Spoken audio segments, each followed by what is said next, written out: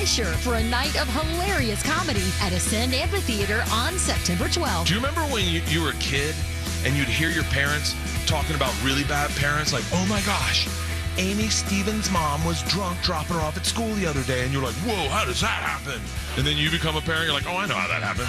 Log on to carlblack.com/laugh for your shot at 2 premium reserve seat tickets to see Bert Kreischer when his Permission to Party World Tour comes to Nashville. Winners will also receive round-trip airfare and 2 nights deluxe accommodations for 2 at the Omni Nashville Hotel, plus $200 spending money. Enter to win now at carlblack.com/laugh. Carl Black Chevrolet Orlando is located at 11500 East Colonial Drive and online at carlblackoforlando.com. Chevrolet, together, let's drive. Hey everybody, Jim Colbert here. You guys know I've renovated a few homes in my life, and I will tell you, the one thing I don't mess with is plumbing, and here's why. You make a mistake there, it could cost you tens of thousands of dollars. That is one of the main reasons I lean on my friends at Modern Plumbing Industries. Employee-owned and in business since 1975, and they can handle it all. All plumbing service, drain and sewer service, water heater services, gas services, and water treatment services, and that's just where it begins. Contact Modern Plumbing Industries today at 407-327-6000 or learn more at modernpi.com. Florida heat is at its peak, and for a lot of folks, their homes never seem to stay cool.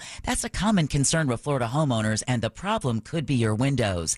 That's because vinyl windows are known to warp, crack, or degrade over time, letting in a lot of unwanted heat, while aluminum windows are heat conductors, transferring heat into your home. And who wants that? Renewal by Anderson to the rescue. That's because their windows are made of Fibrex material built to withstand Florida's extreme heat. Their energy-efficient replacement windows and doors are designed to help keep the heat out and maintain a more consistent indoor temperature. So that means a more comfortable home and lower energy costs. And during their end of summer sale, Florida homeowners can buy 4 windows or doors and get the 5th free, plus special financing for 1 full year. Visit bestwindowsflorida.com to claim your savings and reserve your free design consultation. Or stop by their showroom off of Lee Road in Winter Park and see these beautiful products for yourself. Restrictions apply. License number CGC 1527613. Dan Dennis here. Look, I don't need an attorney to tell you distracted driving is bad. Orlando attorney Mo DeWitt sees the aftermath every single day, and it's awful. So do me a favor. Eyes on the road, hands on the wheel, and keep it right here on Real Radio. Injured on the go? Just call Mo. JustCallMo.com. Everyone's talking about fighting inflammation these days, but did you know allergies are one of the most common and overlooked causes? Aspire Allergy and Sinus helps tackle allergies at the root, reducing inflammation in your body so you can finally feel better. They offer proven treatments, even needle-free options to make it easy. Book your appointment today at AspireAllergy.com. That's AspireAllergy.com. Get ready for the ultimate freestyle experience. Monster Jam Freestyle Mania, presented by Spin Master. See one-of-a-kind FMX bikes designed to match your favorite iconic Monster Jam trucks. Cheer on your favorite team. 2 times the freestyle action. Full send family fun. Brought to you by Morgan & Morgan. Visit MorganMonsterJam.com to save 25% on ticket face value. Courtesy of Morgan & Morgan. Visit website for restrictions and details. Coming to Kia Center this Saturday and Sunday. Visit MonsterJam.com. If your power bill is climbing and your pool pump's running nonstop, might be time for Solar Source. That's right. They specialize in high-demand homes, helping you offset rising electric costs with expert design solar solutions. Now, here's the deal. The difference with them is Solar Source has a large service department with manufacturer-recommended experts so they can service or fix any solar system, no matter who installed it. Over 75,000 systems installed, a 25-year industry-leading warranty, and zero pressure, just real answers. Visit SolarSource.com. Solar Source. Lower bills, better performance, total peace of mind. Identity theft can cost more than you think. Drained investment accounts, stolen tax returns, lost wages, expenses for lawyers. It's a lot. That's why LifeLock is backed by the $1 Million Protection Package, which covers up to $1 million for stolen funds, fees, and experts and lawyers, and out-of-pocket expenses. Don't face the burden of identity theft alone. Protect your future and finances with LifeLock. Join now. Save up to 30% off your first year with promo code BECK at LifeLock.com. 1-800-LifeLock, promo code BECK. LifeLock.com. Terms to apply. Hi, this is Mark Spain. When you get a guaranteed offer from Mark Spain Real Estate, you can sell your home stress-free and avoid the hassle of costly repairs. Find out what your guaranteed offer will be and close in as little as 21 days. There's no obligation. Go to markspain.com to get a guaranteed offer on your home today and start packing. Win $25,000 in free impact windows from Maurice Windows. Text TRUST to 20129. Broadcasting live from the JustCallMo.com studios. Injured on the go? Just call Mo. Visit JustCallMo.com or dial 1-800-CALL-MO. This is WTKS-FM HD1 Cocoa Beach, Orlando.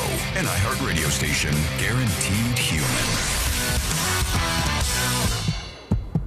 Real Radio has your chance to win $1,000. Just enter this nationwide keyword on our website. New. N-E-W. That's new. Enter it now at realradio.fm and answer your phone if you get the call. Good luck. Someone's going to get offended. It's just the way the world works. So to hopefully save everyone a little time and or energy, here's this. The opinions that you hear are those of the host and callers, and not those of iHeartMedia, its management, or advertisers. The News Junkie is on. The best friends you never knew you had, running through the most viral stories of the day. The News Junkie starts now. It is Tuesday, August 4th, 2026. Lots to get to today, from something new and sexy to a woman finds a flock camera in a bizarre location, and new Nolan Wells bombshells are on the way. Plus your calls, dispatches, emails, texts, and more. C-Lane is here. Hello. So is Josh. Good day. You're here with us as well, I hope. You can send us a dispatch over at thenewsjunkie.com or in the app right now. You can also watch the show on YouTube and twitch.tv/thenewsjunkie. Your messages rolling right in the studio in real time. And it is, friends, as you know, a Share the Show Tuesday. Yeah, that's right. Let's share the show, everybody, on a Share the Show Tuesday. How's everybody doing on a Tuesday? Oh, pretty good. Good. My heads-up display of the intro didn't show up, so I had to old-fashioned read it off the sheet. Had no idea what I was doing there. Did it sound right? Yeah. Did it sound professional? Sure. Everything sound good? It's almost like you do it every day and don't need to read it. I need to read it. I do live reads every day, and I still look at the script. And you think I'm not kidding when I tell you I don't remember anything. That's why they're called live reads and not live memorizes. True. Yeah. Memorizing is for losers, folks. Okay. We'll get to that. Well, we won't get to whatever that is, but we will get to a lot of stuff today on a very, very busy Share the Show Tuesday. Let's start off as we always do. Let's put our ears to the ground, our fingers on the pulse. Let's see what's happening to this great, big, wide world of ours. And we go to the Toronto Blue Jays and the Houston Astros. All right, baseball. Did I get that right? Just out of curiosity. Did you read it? Yeah. No, I just saw T-O-R and H-O-U. Wow, good job. And then I saw Bieber, but I was pretty sure that's not Justin Bieber, so I did not go that far. Yeah, there's somebody on the mound here pitching, and a ball comes in. The batter, as they say, wallops it and hits himself a home run, or so he thinks. Here we go. Swing and a fly ball deep right center. Miles Straw sprinting back at the wall. Oh, he got him. Him. There's just one minor problem. The guy who hit it still thinks he got a home run. And he's got it. Trammell is running all the way around. He has no idea. Trammell. I don't know if I've seen that, though. A guy, I understand. Celebrating. He caught it high on the wall. Maybe he thought it disappeared behind the glove over the fence. And you're so locked in, you're not paying attention. He just now realized. Oh, that is tough. That is, he goes all the way around, gets to home base, jumps on it with 2 feet, celebrating his home run, and then he looks up and goes, oh, son of a bitch. I wish that the shadow cast by his hat wasn't so dark and like you could see his eyes a little better, because there is definite like, what? It's a deer in headlights when he's like, oh, God, I ran around. I did a shimmy. I did a couple of I prayed to God, up to the heavens. He did all of the things, and then he realized right when he crossed home plate that he didn't actually hit a home run, and then he just gets mad. Smoke or horns or music. He went all the way around the bases. It's like, oh, man. You see him go through all of the phases of grief. You know, at first he's like, wait, he's questioning things. I like the announcer kind of calling him dumb, where he's like, there was no smoke or horns or music, and he just kept going. Let me tell you, if I caught a ball that good and hit it over the wall, I thought I got a home run, I could be caught in this case. I would have been just as excited as this Little guy. thing before home plate, and then said, hey, why is no one high? Now he's getting mad. Standing there in the dugout. Sometimes you kind of throws his helmet. Stage number 2, when anger. you're running to pick up certain bases, you know. No, he's just like, that's embarrassing. And bargaining. I don't know. I think he's going to just swap bargaining for some extra anger. Yeah. But that you shouldn't be embarrassed. You really hit the ball very far. That's the thing about this. In sports, sometimes. They're all baseball players. They're supposed to hit the ball very far. They're on major league teams. That's true. That is true, C-Lane. But here's the deal. Like, when I see something like this, I go, you still did something very impressive. I want to pat you on the back. Congratulations. That's what you say to me if I hit the ball that far. No, even him. That's still a great feat. I say, congratulations. This is an amazing feat. I'm so happy that you did this. Good feat, baseball player.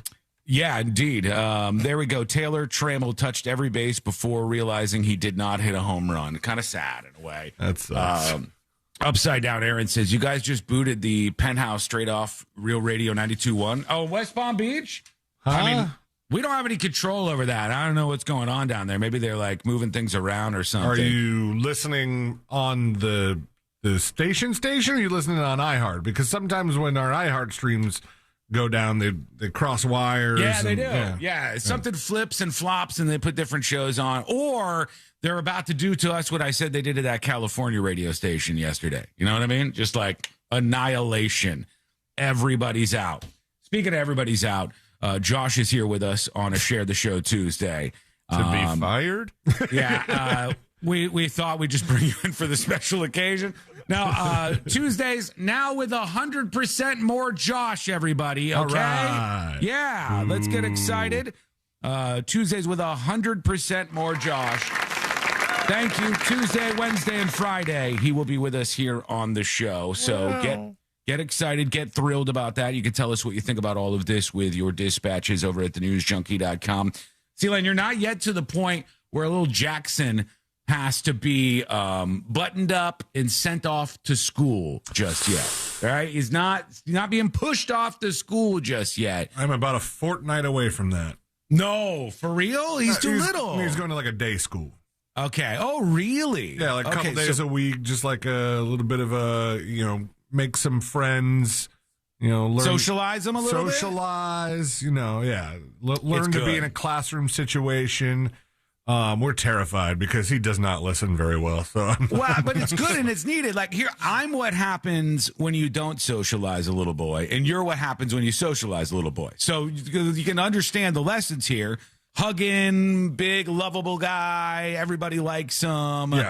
Yeah. So that's what you want Jackson to be, probably. Jackson's gonna tower over them chitlins. Yeah, it's true. Yeah, he's big. He's a big boy. He's going to knock them all down. He might have to boost him up a grade or something. Yeah, some parent, at the playground was like, "Oh, is he in VPK already?" And she's like, "He's 2." And she's like, "Oh." I thought he was an adult. I thought he was going to get his learner's permit. Little 8th grader. I already bought him an e-bike. So very, very soon, you'll be sending him off to the big house. That's not what they call school. Why did I say That's that? what they call jail. That's what they call jail. Hopefully, you will not be sending him off to the He's big a house. little too young to think of school as jail. That was more of a middle school or high school joke that we all told. Unless things go I go really... to Dr. Phillips Federal Penitentiary. And unless things go really poorly for his first couple of weeks in school, and then who knows? But he'll be going off to this preschool thing. And eventually be headed off to school. And right now we've got a lot of parents who are listening to the show. And when I saw this morning, I go, oh, God, I know that was nowhere close to what my parents had to go to. Oh, yeah. They said, they were all the parents right now are planning their first day of school social media posts. Their drinks. Their margaritas. Setting up the camping chairs so you could watch the bus drive away with your child and toast, all that good stuff. How about this? U.S. families expect to spend nearly $1,000 on average to ship their kids back to school this year. Is that regardless of grade? It doesn't. I think it's just generally on average, the national average. Families across the country families across the country. Shut up. You couldn't Which let me country? have that one. It's early. Across America, okay?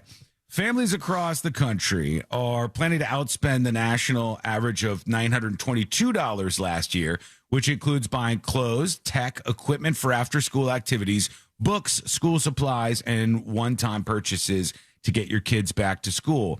And it's so crazy to think about it. $1,000. I know, like for me, getting back to school the next year was sort of this exciting thing, but $1,000 would be like out of the question. Like we wouldn't be anywhere near that. My shoes couldn't be anywhere near what everybody else was. I think I got like $35 or $40 as my budget for my shoes. You couldn't get like the expensive Nikes or something because they just kept getting. Now they're outrageous. Now they're like $200, $300 for some of them. But then I would have to get like, here's $100. We're going to Target, or at the time maybe Kmart, and we're loading up on all of the things. And then my parents would be like, okay, well, you don't need a backpack. And this was the curse of the JanSport. People wonder why everybody still has JanSport. Somebody mentioned JanSports or backpacks over in chat. The curse of the JanSport is that those sons of bitches last so long, you can literally hand them down to your kids. They also have a lifetime warranty, I think. I know. Like if you have a JanSport and it like rips for whatever reason, they're supposed to be made so big that they will. My roommate, when we used to play gigs together, he kept a lot of his gear in a JanSport backpack, and his backpack finally gave out. Like he just used the hell out of it. And he's like, I think they have a lifetime warranty on these. And he looked it up and he reached out to them. And the backpack that he had, they didn't make anymore. So they just sent him like a brand new ballin' ass backpack. And he's probably still sporting that thing. And trust me, my dad back in the day would save every lifetime warranty he ever got. So that would have happened. But it was like, you don't need a new backpack. Lifetime warranty drawer. We got you a JanSport. You know, I got like the kids version of a JanSport in 11th grade or something, still going with that thing. It's quite a situation, but it's $1,000 for a lot of you parents. Now, that's what the story says, at least. But I want to hear from you parents today. Let us know, is that above or below what you're expecting to spend? You know, what are the things that are mega expensive? What are the things that kids bitch about these days? Just bring us in as we get into some of the other drama and stuff that's going on in the world today. Speaking of that, some people are angry at me about yesterday's show. I don't know why I'm surprised, but some people are angry. Allow me to read their complaints very quickly. Bonnie says to tips@thenewsjunkie.com. Hi, Sean, podcast listener here. I was listening to Monday's show about an ambulatory person using a wheelchair. I'm an ambulatory person who uses a walker daily in a wheelchair when I need to stand or walk for long periods. I have multiple sclerosis. Some days are good and some are really bad. I'm not lazy and I'm not working the system. As somebody who was once very active, I'm grateful ADA accommodations allow me to remain an active member of society instead of staying home. I still work out and stretch every day. I'm learning how to swim again, and I'm probably more flexible than the average person. Before MS, my normal routine was swimming a mile before work, teaching all day, and then heading to a spin class. I'm currently on year 23, Jesus, of my diagnosis. Wow. I'll stop here, Bonnie, for just a second. I have strangely enough, your name is Bonnie. My mother's name is Bonnie. I grew up with my mother's best friend in Plattsburgh, New York, visiting her once a year. And we would always stop by and hang out with her. And she had multiple sclerosis. And on the first time or two that I can remember visiting her, there was nothing wrong with her at all. And by the last time I remember visiting her, she was like immovable in a wheelchair. And I know what the curve looks like. I've seen it. I understand it from that perspective, just in case you think that I don't. All right. She says, I love your show, but Monday's podcast really pissed me off. I don't think you're ignorant, just uninformed about the wide range of legitimate disabilities. Disabilities aren't always visible, and comments like yours are exactly why I was embarrassed to use mobility aids I needed for years. I hope you'll reconsider how you talk to people whose disabilities don't fit this stereotype. Thanks for reading, says Bonnie. Dustin says something along the same lines. I was watching the stream when you talked about the lady in the wheelchair. I don't know her condition, but as somebody with MS and severe spinal trauma, It's hard to call out someone without knowing what they were dealing with. Okay, I'll tell you both, and I'll tell anybody else who was listening to that. Some of you might not have seen the stream side of things. This woman does not have multiple sclerosis. She is not claiming to have multiple sclerosis. She is claiming to have a variety of untested and unseen diseases or issues. And she is in most of her photos not using, and most of her videos not using any sort of wheelchair. You have to understand that while I sympathize with you in your situation, there are legitimately a non-insignificant number of people who will put themselves in wheelchairs when they do not physically need them. And just as I think you should be supported in every way possible in actually needing a wheelchair and assistance through things, people who do this with stolen valor should be 1 billion% called out. Trust me, there was enough information on that woman that she appears to be like a self-diagnosed weirdo freak, and she was trying to get attention with a video of her in a wheelchair. I don't think it's the same thing. I think there's a misconnection going on there somewhere, but you have to understand with what I saw about this woman, she was faking. So that's why I called it out as it was. Thank you for your emails. Feel free to email always tips@thenewsjunkie.com, just like Kevin. Where did that happen again? I know it was somewhere in England. I want to say Manchester, but I'm having a hard time finding the original video. It was like the Manchester. It was like the Manchester a subway station or something. So it was somewhere around there. Hailfire says, no, Sean, you're, oh, God, it went by fast. Your response should be, I am sorry for making assumptions. This is foolish. This is a foolish thing. We utilize what's called information that we have in front of us. And when you see something like this and then look enough into somebody's background and look at what their footprint shows online, you can oftentimes come to a conclusion that's beyond just an assumption.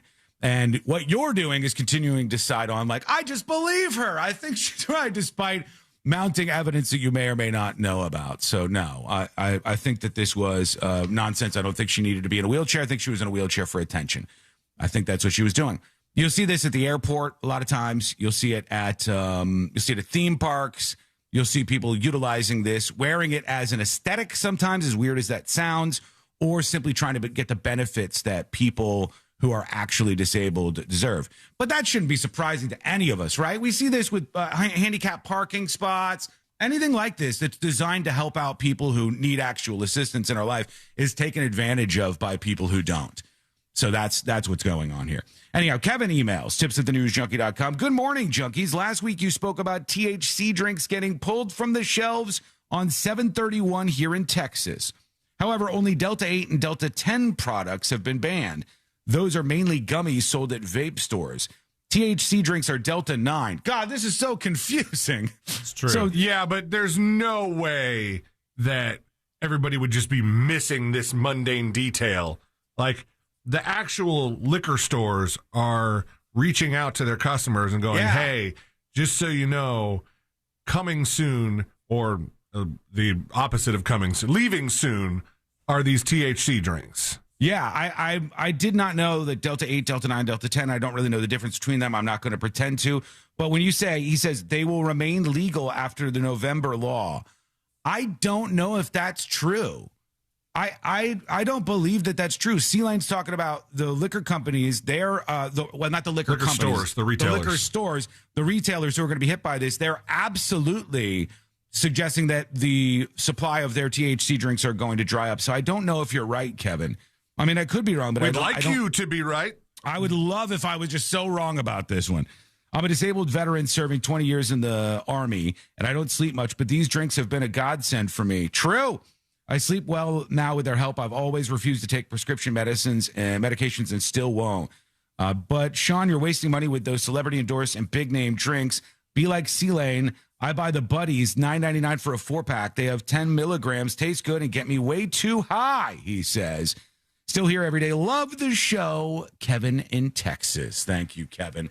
Appreciate that. The window's wide open for you. Tips@thenewsjunkie.com, or record your comments as a dispatch over on the website. When we come back, we got some big drama in elections today. I'll explain to you what's happening with that. More flock camera stuff. There's a weird one that I want to address. when we come back. That somebody found a flock camera in the most bizarre place, and I want to ask you if you think this is a good place or a very, very bad place to have one of these flock security cameras. So we'll get that into your world and see what you think about it. Is coming up next on the News Junkie. Real Radio is on Instagram at Real Radio 1041. Sponsored by the law offices of Anajar and Levine Accident Attorneys. Call the law offices of Anajar and Levine at 1-800-747-FREE. That's 1-800-747-3733. From the Clausman Law Traffic Center, car crash, call Clausman Law. ClausmanLaw.com. Hello. Welcome behind the scenes of the show. Stand by, folks. Real quick. Got to run some things through. Real quick. All right. Holy cow. Stand by. Tony B. Greasy, thank you for the 2 gifted subscriptions. There goes Tony. He's on the board now. Let's fill up that leaderboard with gifted subscriptions from thenewsjunkie.com. Co Mills with 10 gifted subscriptions. You are on the board. Here is Crazy Drunk Cat Lady on the board with 3 gifted subscriptions. Shelby Dawn is on the board. Kevin Lincoln, let's get you in there with 11 gifted subscriptions. Thank you all for getting us started today. Couple of things, everybody. YouTube, Twitch, everybody, welcome in.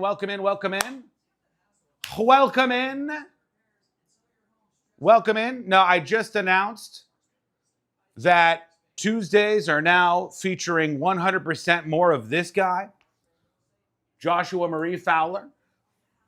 Tuesday, Wednesday, and Friday, Josh will be with us on the show, which is pretty exciting.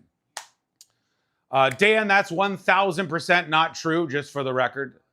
That's just not true, friend. But it's very, very exciting to be able to have Josh. He's a very funny guy. And he does a great job hanging out with us on the show. We're back in a couple of minutes. Yay, Pinkman. Man, that nickname stuck, huh? Hey, Livin' La Vida Loca. Hey, Weed. Hey, Arnott. Eddie. Hey, everybody. Welcome in. Bootsy says, Josh is all right, I guess. You know you love him. He's a pretty likable guy. Him and C-Lane. Am I likable? Yes. Am I more likable? Absolutely. Would you say lovable? Probably.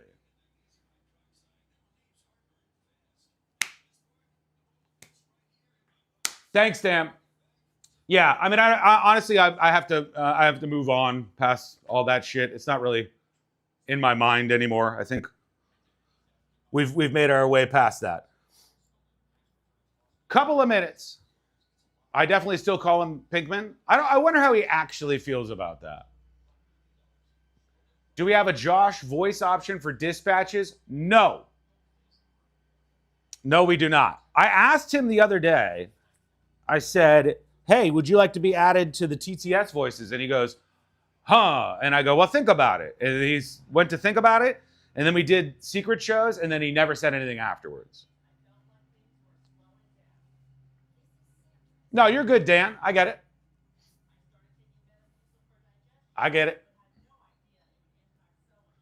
And it took 4 hours for Josh to get his answer out? True. Josh's voice doesn't transfer well to AI. I completely disagree. If we get it right in the pocket, like no forced fake inflection, but right in the pocket, it could be awesome. Especially to deliver like really horrific news. Ladies and gentlemen, a fire at the Children's Hospital has claimed the lives of all kids 5 and under. That kind of stuff. You guys tried it before? Yeah, but the new technology that we're using for our TTS dispatches is much better. Much better. I met him as Pinkman. Well, yeah, you're never going to shake that then. So yeah, Josh is with us every Tuesday, Wednesday, and Friday on the show, which is exciting. We may be able to expand things more moving forward. And we may be able to feature some additional voices on the show moving forward, right? I told you that I made a deal which allowed me to utilize my monetary assets in my contract, my money in my contract, to bring on additional people and to build out the show even more as we start to expand a little bit. We're seeing that happen right now. I'm happy to do that, especially since we've had so many people coming in with the gifted subscriptions. That really lifts the boat here, because essentially I'm having to pay for a lot of this stuff myself. But I don't care. The content is the most important thing. Doing a great show every day is the most important thing. Keeping you happy is the most important thing. On YouTube, show your love and appreciation by clicking that like button if you don't mind. Anybody, chat, paying attention to the elections today? Yes or no? Are you paying attention to the elections today? Yes or no? I talk like Josh after 3 joins. Yes? I want to know, are you paying attention to the elections today? Big elections in Michigan. Hey. How you doing? You're going to be able to hear the lawn people now that that's on. Oh, you can't hear it? You're back already? Why do you say that? Like It's so fast. Because it's right down the street. Okay. Was it fun? Yeah. It was Yeah. better than yesterday. It was better than yesterday? I like Okay. the instructor better. Oh, good. Oh, I figured it would be the same person for some reason. No. She had like much higher energy. Well, you look athletic. You look ripped. You got to know better poses. Yeah. You're doing it better than me. Okay, see you later. I got something to show you in just a couple minutes here, but right now we're coming back live on the show. So let's sort through some stuff and stir up some drama. Flock cameras, we'll talk about that. Here we go. Stand by. Founders and I are celebrating MTV's 45th anniversary this month. On my podcast, Math and Magic, Stories from the Frontiers of Marketing, you'll hear the untold origin story from the people who built MTV from the ground up. I want my MTV! Something for me that felt like mine. Those are powerful words, my. Download the free iHeartRadio app, search Math and Magic, and listen now. Cento Family Moving and Storage. Less stress, more peace of mind. Cento Moving, CentoMoving.com. Real Radio has your chance to win $1,000. Just enter this nationwide keyword on our website. New. N-E-W. That's new. Enter it now at realradio.fm and answer your phone if you get the call. Good luck.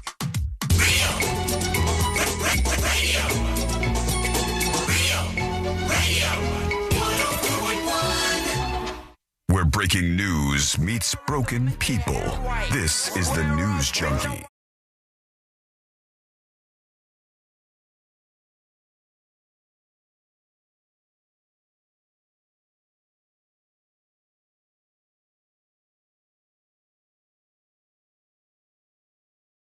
Chat says flock cameras should be illegal. Interesting. I have something for you in just a moment here on the show. Learn more about the News Junkie. Go over to the website, which is thenewsjunkie.com. Got something to show off for you a little bit later on in the show. But people do get mad. It's been kind of an interesting thing to watch. People do get mad about these flock cameras, right? The cameras, if you don't know, they're stationed all over the place. I've seen now, C-Lane, I saw a second person who is camped out in a little chair next to a flock camera like the other guy, with a pole, or the other guy had like. You got that piece of S up there.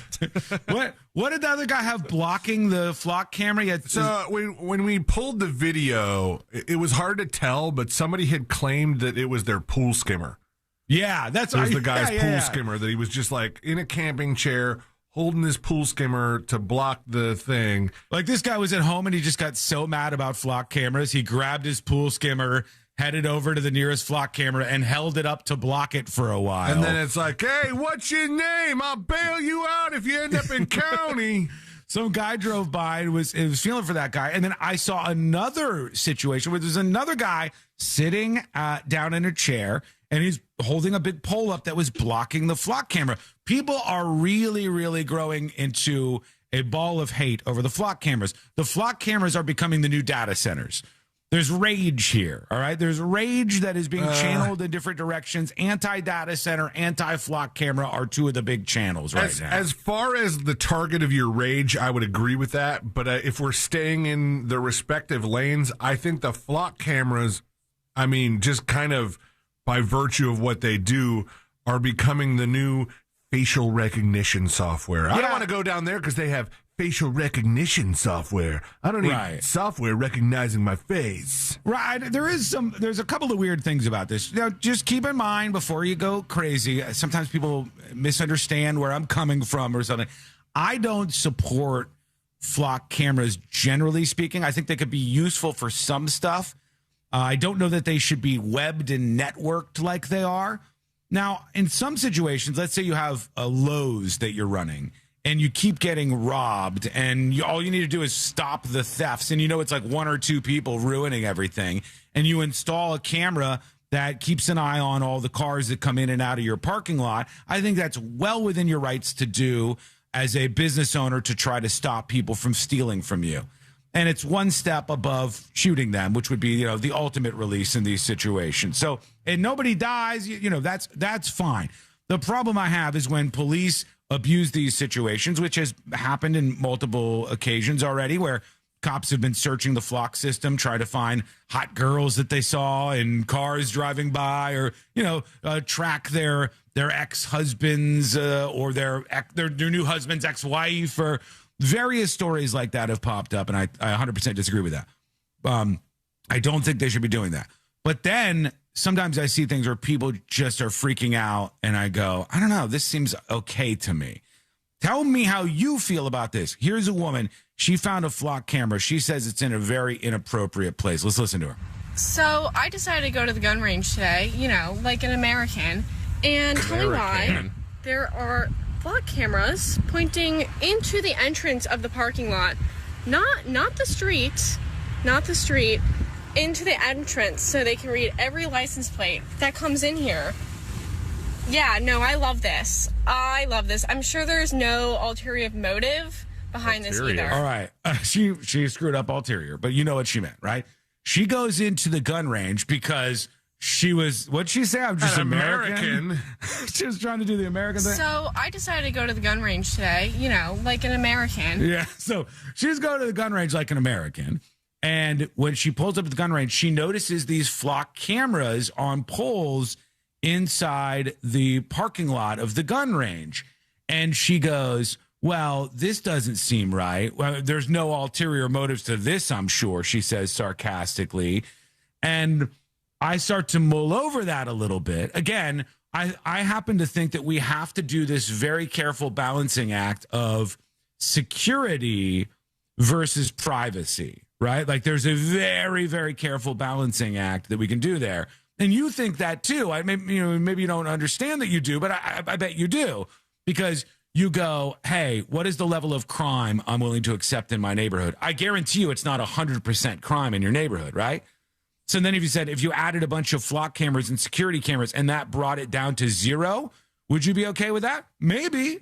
You might be. So there's a dance back and forth between privacy and security that people tend to do all the time.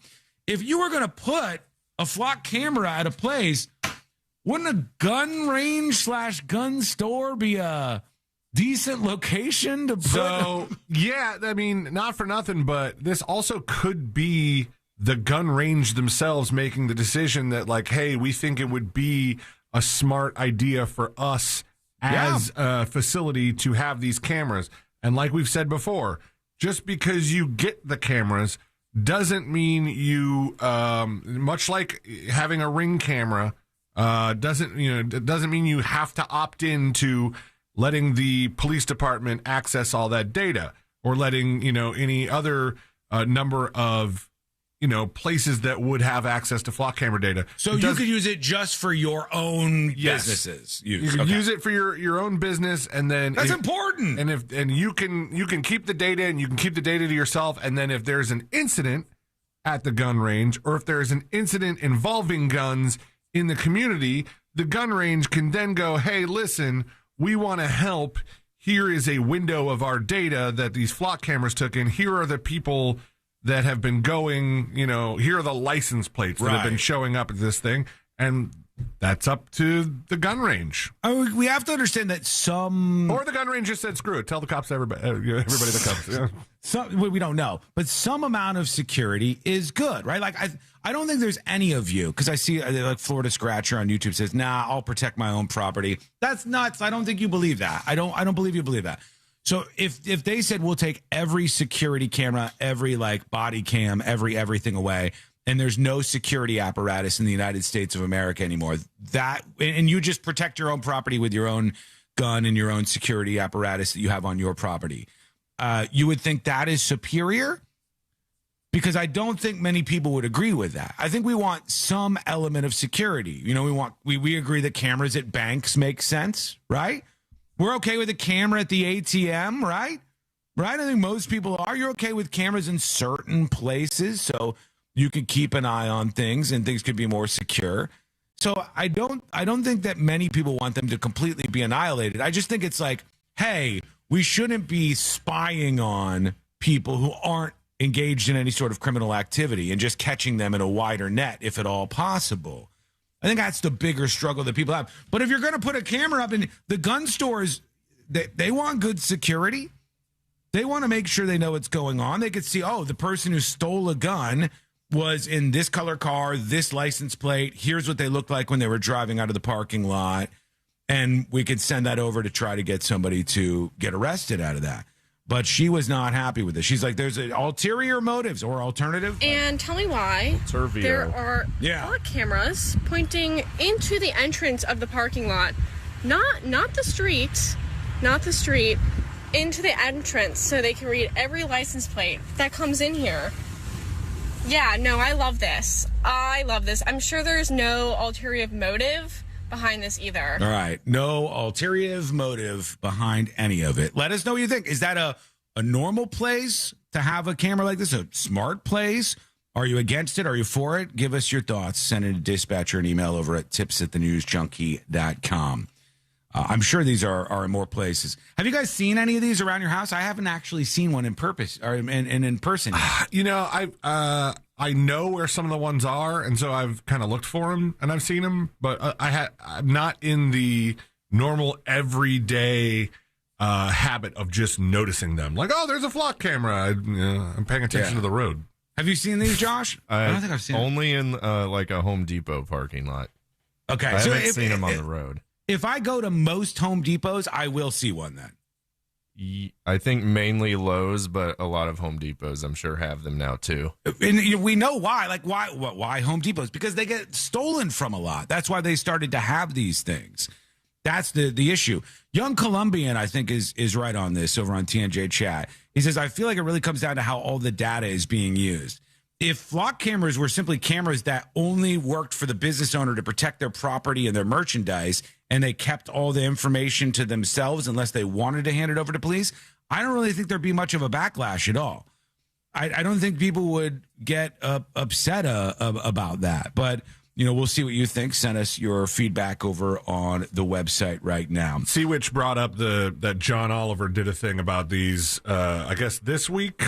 Last week, tonight, something like that. I look forward to watching it because I think they do a good job on that show. And Peisenberg was texting me about it too. And maybe I'm not as right about the keeping your data from the cops as I'd like to be, but we'll see. All right. Yeah, we'll have to look into that. And if you've seen it and can give us like a synopsis of it, let us know. I'm not going to sit here and play John Oliver's whole show or something, but I didn't catch that just yet. I've watched a lot of people talking about it. I've seen a lot of the stories as this breaks through, but we'll see what your thoughts are. When we come back, this is incredibly inappropriate. There are a lot of places where you don't need to be naked, and I'm going to put this up on the top of the list. Number one with a bullet. Please don't do that. Why is this a thing? I'll read the story for you. that is going viral right now. That is coming up next on the News Junkie. Classic Alternative this week. Welcome behind the scenes, everybody.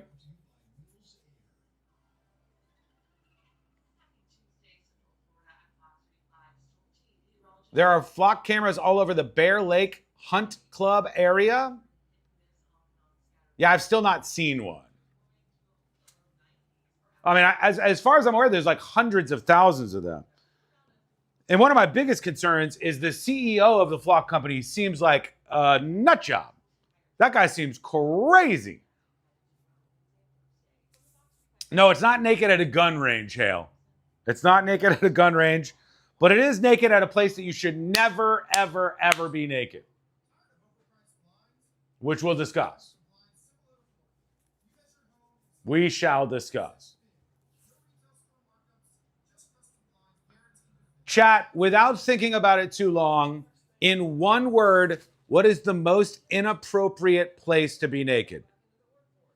In one word, YouTube, Twitch, TNJ chat, what is the most inappropriate place to be naked? See if we agree on this. Sean's driveway, I agree. Church, oh God, kindergarten. Okay. All right, grade school, yes. Communist China. Jeffrey with a good point, I'm not going to lie, by the KFC chicken fryer. That is a good point. What is the most inappropriate place to be naked? That feeds into our next viral story. A lot of people saying school.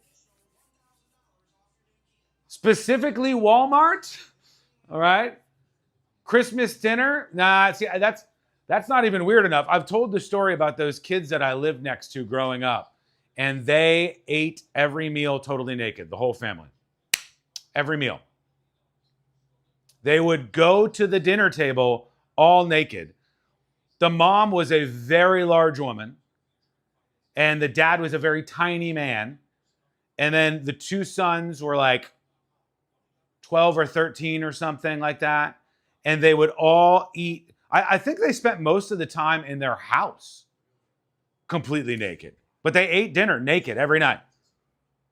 So Thanksgiving meal, Christmas meal, naked. The hippie Woe Vicky says at a funeral, true. Zoom meeting at work, yeah. Why are you watching that? Well, I wasn't watching them doing that. I just heard about it. Hello? Okay, be safe. Drive safe. I'm already a terrorist and gang member because of my tattoo, so I'll add this one. What tattoo do you have? The first date is the best place to be naked? I mean, it could turn your success rate up really high, so I'll agree on that. We'll come back in 2 minutes, everybody. 2 minutes. The most inappropriate place to be naked. My mistress's work. A daughter's sleepover.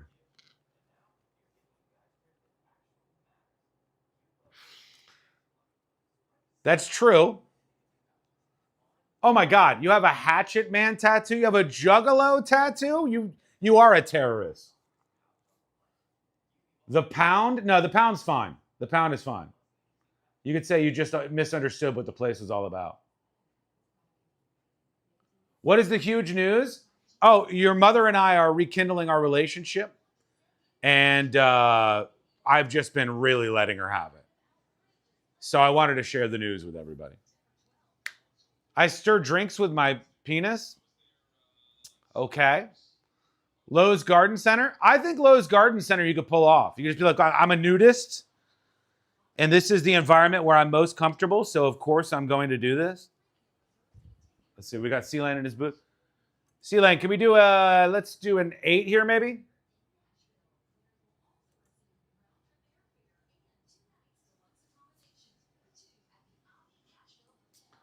Trump was making huge leaps to make common tattoos associated with MS-13.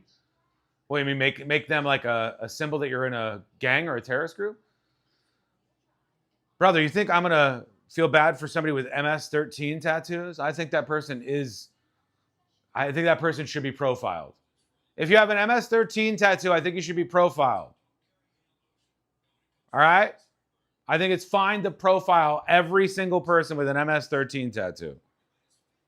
If you wanted to get the tattoo, you should be okay with being profiled afterwards. A butcher shop? Yeah, that's rough. That's rough. All right, we're coming back. We're coming back right now.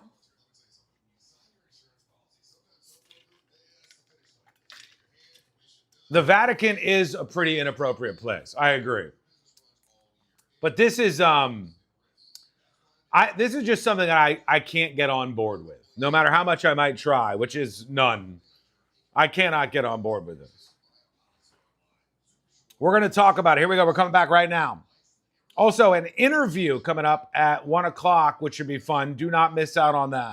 To just buy a policy online. Supersure is the super agency built for you. Licensed in every state for your business insurance and employee benefits. All with year-round support for you and your team. At supersure.com, you can access tools like the fine print fax tool, which translates your current policy into English so you know what's covered and what's not. Plus, a business value calculator so you can estimate what your business is worth. So you know exactly what needs to be protected. It's supersure.com. That's supersure.com. One super agency, one powerful platform. All policies in one place. Go to supersure.com. That's supersure.com. Paid for by Supersure Insurance Agency, LLC, a licensed insurance agency. The only thing better than grabbing a Blizzard treat on a warm, sunny day would be snagging a second one for just 99 cents with the Blizzard Double Flip deal. It's buy one Blizzard treat, get another one for just 99 cents only when you order on the DQ app. DQ. Happy tastes good. For limited time at participating U.S. locations. This earful of real radio is brought to you by JustCallMo.com. Injured on the go? JustCallMo.com. Radio.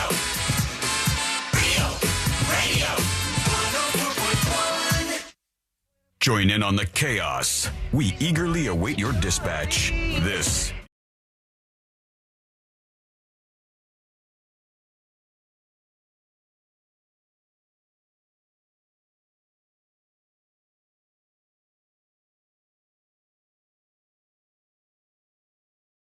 Anybody would, and I'll explain.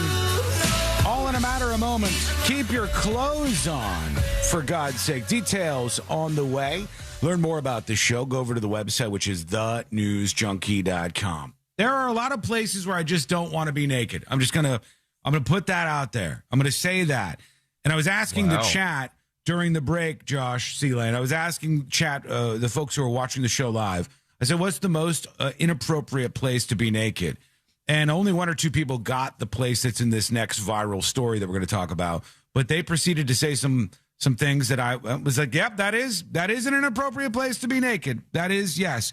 We'll go through some of those. But first, this is a new place that has launched what they say is an offering that people are really going to love.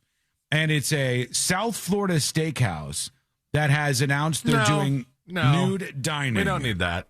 They're doing nude dining at the South Florida Steakhouse. It's called Hollywood Steakhouse. They're offering a nude dining experience. So, I mean, there's got to be more to it than just being naked if you're going to call it an experience, I guess. Class Soiree Steakhouse, which sounds like it's terrible. That sounds like a strip club. Josh, every great steakhouse has a simple name. It doesn't have a name like Class Soiree Steakhouse. No, and class is in all caps. Yeah, it's like Jimbo's or Morton's or, Outback, right? Burns. Linda's. Yeah. Linda's, yeah, simple, right? What you say? The Class Soiree Steakhouse. Now you've lost me. And now they want people to eat a delicious steak meal completely naked.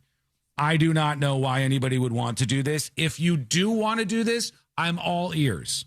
Okay, so email, dispatch, send in your audio dispatches so we can hear what your thoughts are over at thenewsjunkie.com. Why on earth would anybody be in the audience of people that want to do this. Here's Local 10. The restaurant experience is stripping away, emphasis on stripping away the traditional meaning of fine dining. Kelvin. A 5-course meal is on the menu, but clothes are not. Local 10's Jeff Dedarian is live in Hollywood with an exclusive look inside. Jeff, give us the naked truth. Another pun. Hey there, guys. I guess this gives new meaning to I just don't know what to wear when I go out tonight. In about 90 minutes from now, customers will go inside this front door right here into this steakhouse for a unique dining experience.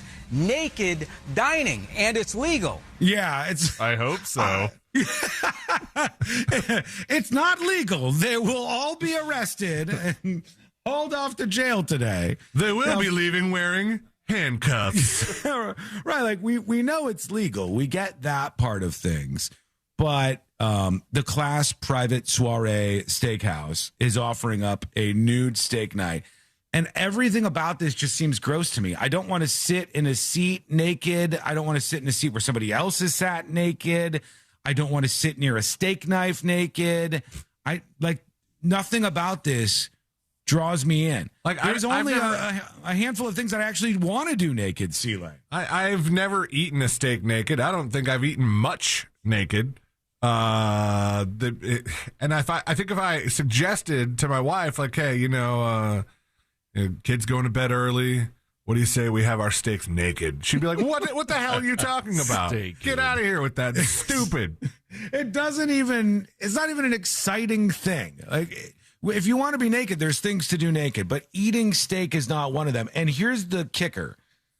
All right. First of all, intersexism. It's like Enter Sandman, but a little bit different. Tickets are $250 for men and $150 for women. All right. Okay. $250 for men. Hold the phone here. Different pricing for men and women is something you do at a club where you're trying to meet people. So are you saying that now during Naked Steak Night, this is also like some sort of, it's supposed to be private, but you're making it sound much more social than it listen is. to this. It's $250 for men, $150 for women, and $300 for couples. Why do you think that is? Because they want single women to be there. Yes, or they want a couple. If there's a man and a woman and a couple, you pay $300, so that's $150 apiece. Or they want to curb the amount of single men. Yes, because otherwise it's going to be a bunch of naked single men with their steak knives sitting there waiting for their food to be served in front of them. That's probably going to be the outcome. So they say men pay $250, women pay $150, couples pay $300. So that's what they do. Or is it? They're going to sit on those chairs? Fully dressed. Let's do a new dinner.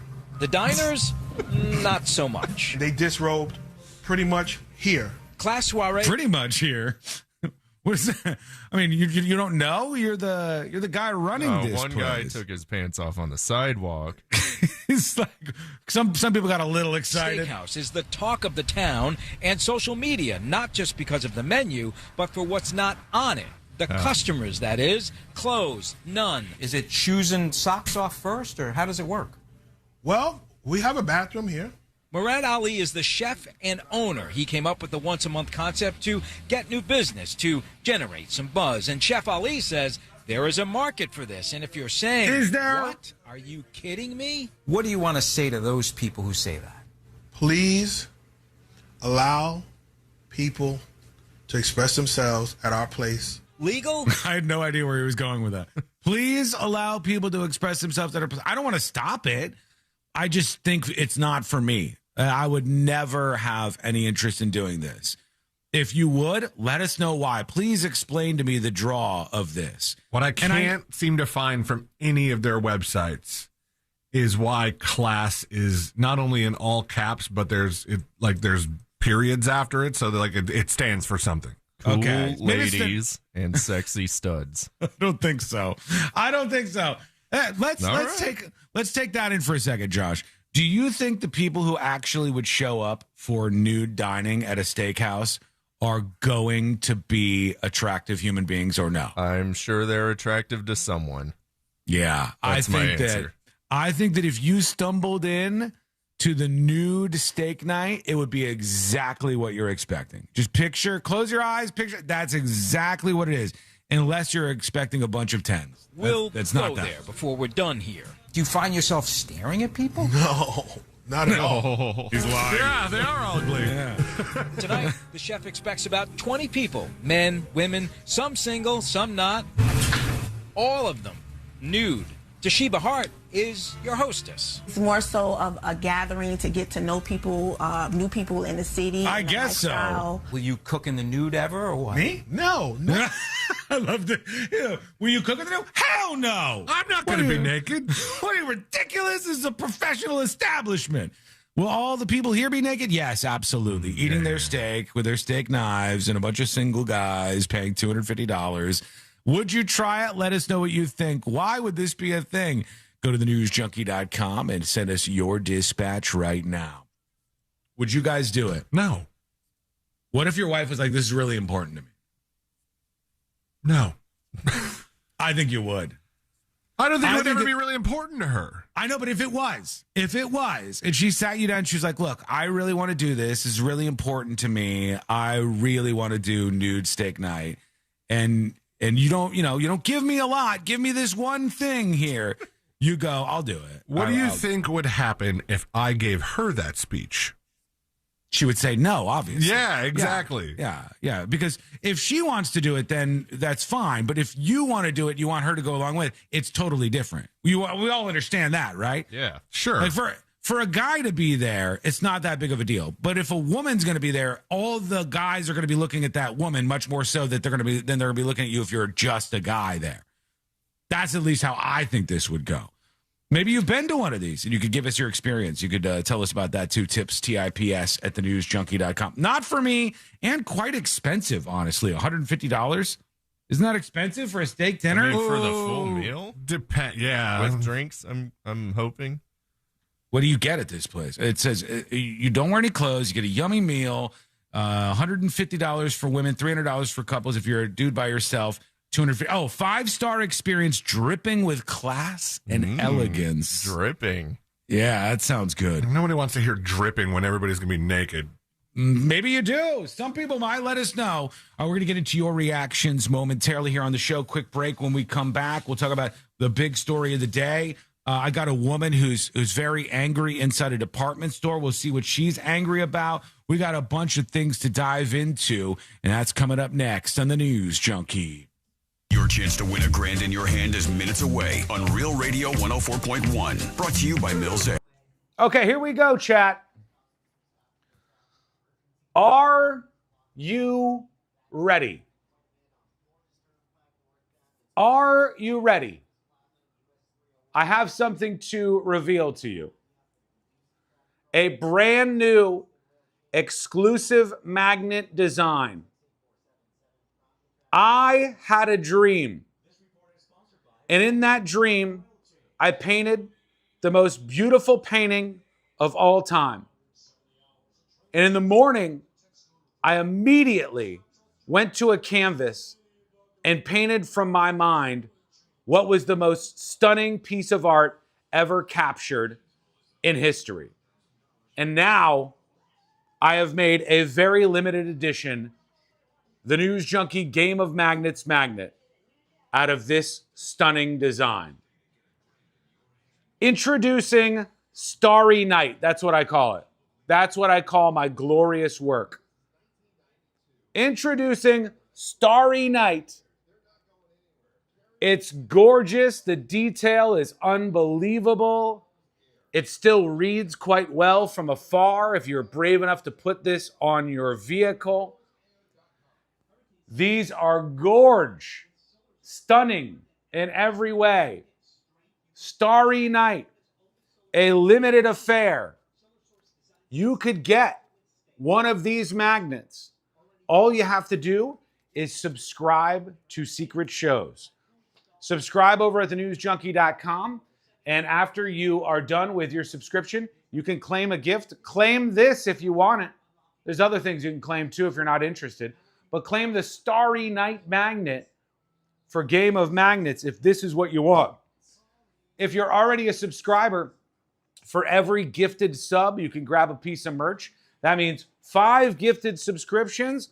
Well, that would, of course, be 3, for 5 of these unbelievable Starry Night magnets for Game of Magnets. But wait, there's more. Upon receipt of your Starry Night magnet, you also will get good vibes. You'll feel great for supporting the show. And you will truly have the best sex of your life. Better than the steak thing, better than anything else. The very limited Starry Night magnet. That's August's edition in the Game of Magnets world. Get yours now. Thank you, the Hippie Woe Vicky, for the gifted subscription. Thank you, J-Turn, for the 2 gifted subs. Thank you, Stepafee, for the 5 gifted subscriptions. Does it break the spider curse? No. Thank you, Man Kickin', for the 5. Thanks to Ryan Annie for the 6 gifted subscriptions. Thank you, Bootsy. I think I got yours on the list. Thank you to Ardenus for the 3 gifted subscriptions. As you can hear, they're going fast. Aren't these amazing? That's my original painting. I call it Starry Night. Game of Magnets for the uninitiated. If you see one of these in public, if you see a magnet that says the News Junkie like this in public, they're open game. It's on somebody's bumper. You can get out and grab it. Game of Magnets, it's yours now. Some of you will play it safe. You'll put it on your refrigerator. You'll keep it inside your house. You'll keep this one as safe as you possibly can because it's one of the better designs ever. I'm not going to lie to you. Where did I put mine? Well, mine is right here on the Secret Show's fridge. Mine's over there. But you could put yours where you'd like. Thank you, Missy, for the 5. Thank you, Bart versus Bill Gates, Cyclone Ranger. Thank you. You can either subscribe and claim yours, or you can gift subscriptions and get your hands on this limited edition stack. The other small piece of information is the random magnet option for subscribing or gifting subs is over. We have wiped out the inventory, the backlog of magnets in my office, and I'm bringing back OG magnets will be the ones that are generally available. The traditional, the News Junkie numbered magnet with the logo, the regular one, the white version of the logo. Those ones will be available. They're out of magnets. They just got these done at the magnet place, and they're going to send the OG magnets in like a couple of weeks, and then I'll ship out everybody because I've got like, I think 8 or 9 orders for the Spider Curse where I'm waiting for some more magnets for you. As soon as these OG magnets come in, I'm going to finish your orders, and then those ones will be up for everybody else when there's not limited run magnets up. And with that, we're coming back, baby. Thank you to Land Native. Thank you, Metric 8. Thank you for all the support. It means a lot.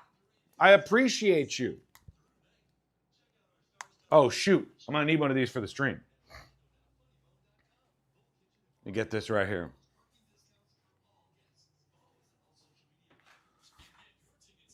All right, now let's tell the people. All right, we're coming back right now. As well as parking discounts for all guests. Follow us on all social media platforms and get your tickets now at orlando.funnybone.com. We'll see you at the show. Join Jim Colbert on The Jim Colbert Show for his Cigar of the Week segment every Friday afternoon at 3:45. You can pick up these featured cigars at all 3 Corona Cigar Company locations, Dr. Phillips, Heathrow, and downtown. Learn more at coronacigar.com. Hey, it's that mortgage guy, Don. I can get you pre-approved in as little as 1 day, even if you're a first-time homebuyer. Get answers today at thatmortgageguyDon.com. Win $25,000 in free impact windows from Maurice Windows. Text TRUST to 20129. Coming to you live from the JustCallMo.com studios. Injured on the go? Just call Mo. Need help after an accident? Visit JustCallMo.com or dial 1-800-CALL-MO. This is WTKS-FM HD1 Cocoa Beach, Orlando. An iHeart radio station. Guaranteed human. Portions of the following program were pre-recorded. Real Radio has your chance to win $1,000. Just enter this nationwide keyword on our website. Preset. Preset. That's preset. Enter it now at realradio.fm and answer your phone if you get the call. Good luck.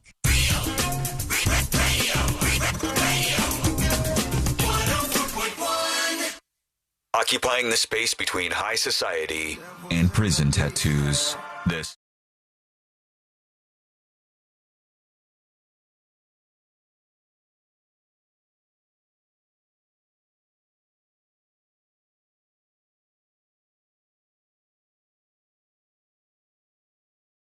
Tuesday. That means you tell somebody about the News Junkie Radio Show podcast and live stream. Tell them about this station. Tell them you love it. Tell them to listen in just like you. I've got some clips to play for you here in a moment, but quick little piece of information for you here. Excited about this. I got to tell you, I might have said this before, but this is legitimately my favorite thing we've ever made as a show, my favorite piece of merch at all. There's a new limited edition magnet available for folks who want to support the show, and it's called Starry Night. It's gorgeous, absolutely stunning. Is it too far away, C-Line? Hang on, let me bring it up here. I think I can bring it up in front of me here so we could show people on the stream at least what's going on with this. On the website, you can see a link under Join the Show that says Game of Magnets, and it'll show you all of the magnets in the history of this show. There are 50, after the next round, there'll be 56,000 of them out there in the wild, as we call it. And with Game of Magnets, if you see these on somebody's vehicle or out there in the real world. What did you just do? Well, how did I zoom in so far? I broke everything. That was weird. Good Coderino right there. Yeah, hold on. All right, there it is. So you'll see these. There's so many different designs. And it says the News Junkie on it. If you see it on somebody's car, that means it's in play. If it's on somebody's bumper, snag it. Game of Magnets. That's how this works. It's been going on for a very, very long time. The new design is called Starry Night. It's incredibly limited. And the only way to get it is to subscribe to a premium account, unlocking secret shows over on thenewsjunkie.com. It's as little as $2.99 a month. When you subscribe to a premium account and support the show, it allows you to collect one merch item after you're done. And I would encourage you to do this. A super limited, super rare Starry Night magnet. It looks so amazing. Go look at it over on thenewsjunkie.com in the Game of Magnets section over there. I think you're going to absolutely love it. If you're already a supporter, then you can gift subscriptions to other people. And for each one, you can claim, one magnet or you can claim, different stickers and pins and all different stuff that we have up there. There's a big selection of exclusive merch if you subscribe or if you are a gifter. And I love this one. I think you will too. The Starry Night magnet. Go look at it for yourself. thenewsjunkie.com/game-of-magnets, or just click the link under Join the Show on thenewsjunkie.com and you'll see it. And it's so easy. All you have to do is, follow the directions to subscribe on the website on the homepage, or click the gift icon to gift, and presto bango, you're all set just like that. Anyhow, thank you, folks. Thank you. The list of people who are subscribing and supporting is massive right now, but we'll try to work those names in at the end of the show. I do want to talk about a couple of things here.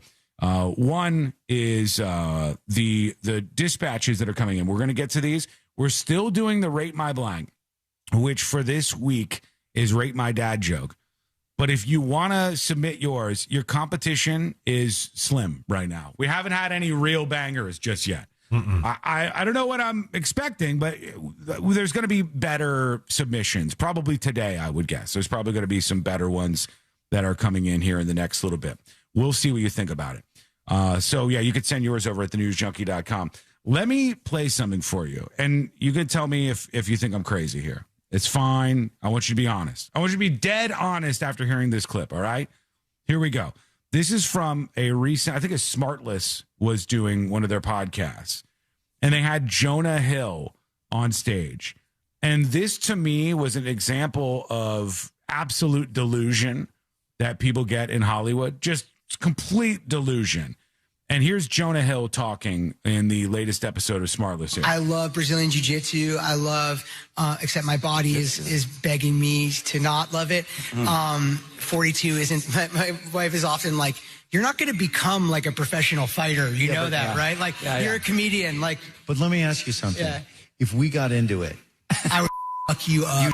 Yeah, right? I would all But three of you truly, up. Yeah. right? And that's the best part. My favorite thing is people are like, oh, Jonah Hill, fat guy from Superbad. And I'm like, I would annihilate you, dude. I'm not kidding. Every dude. fight Try it. If you see me, try it, dude.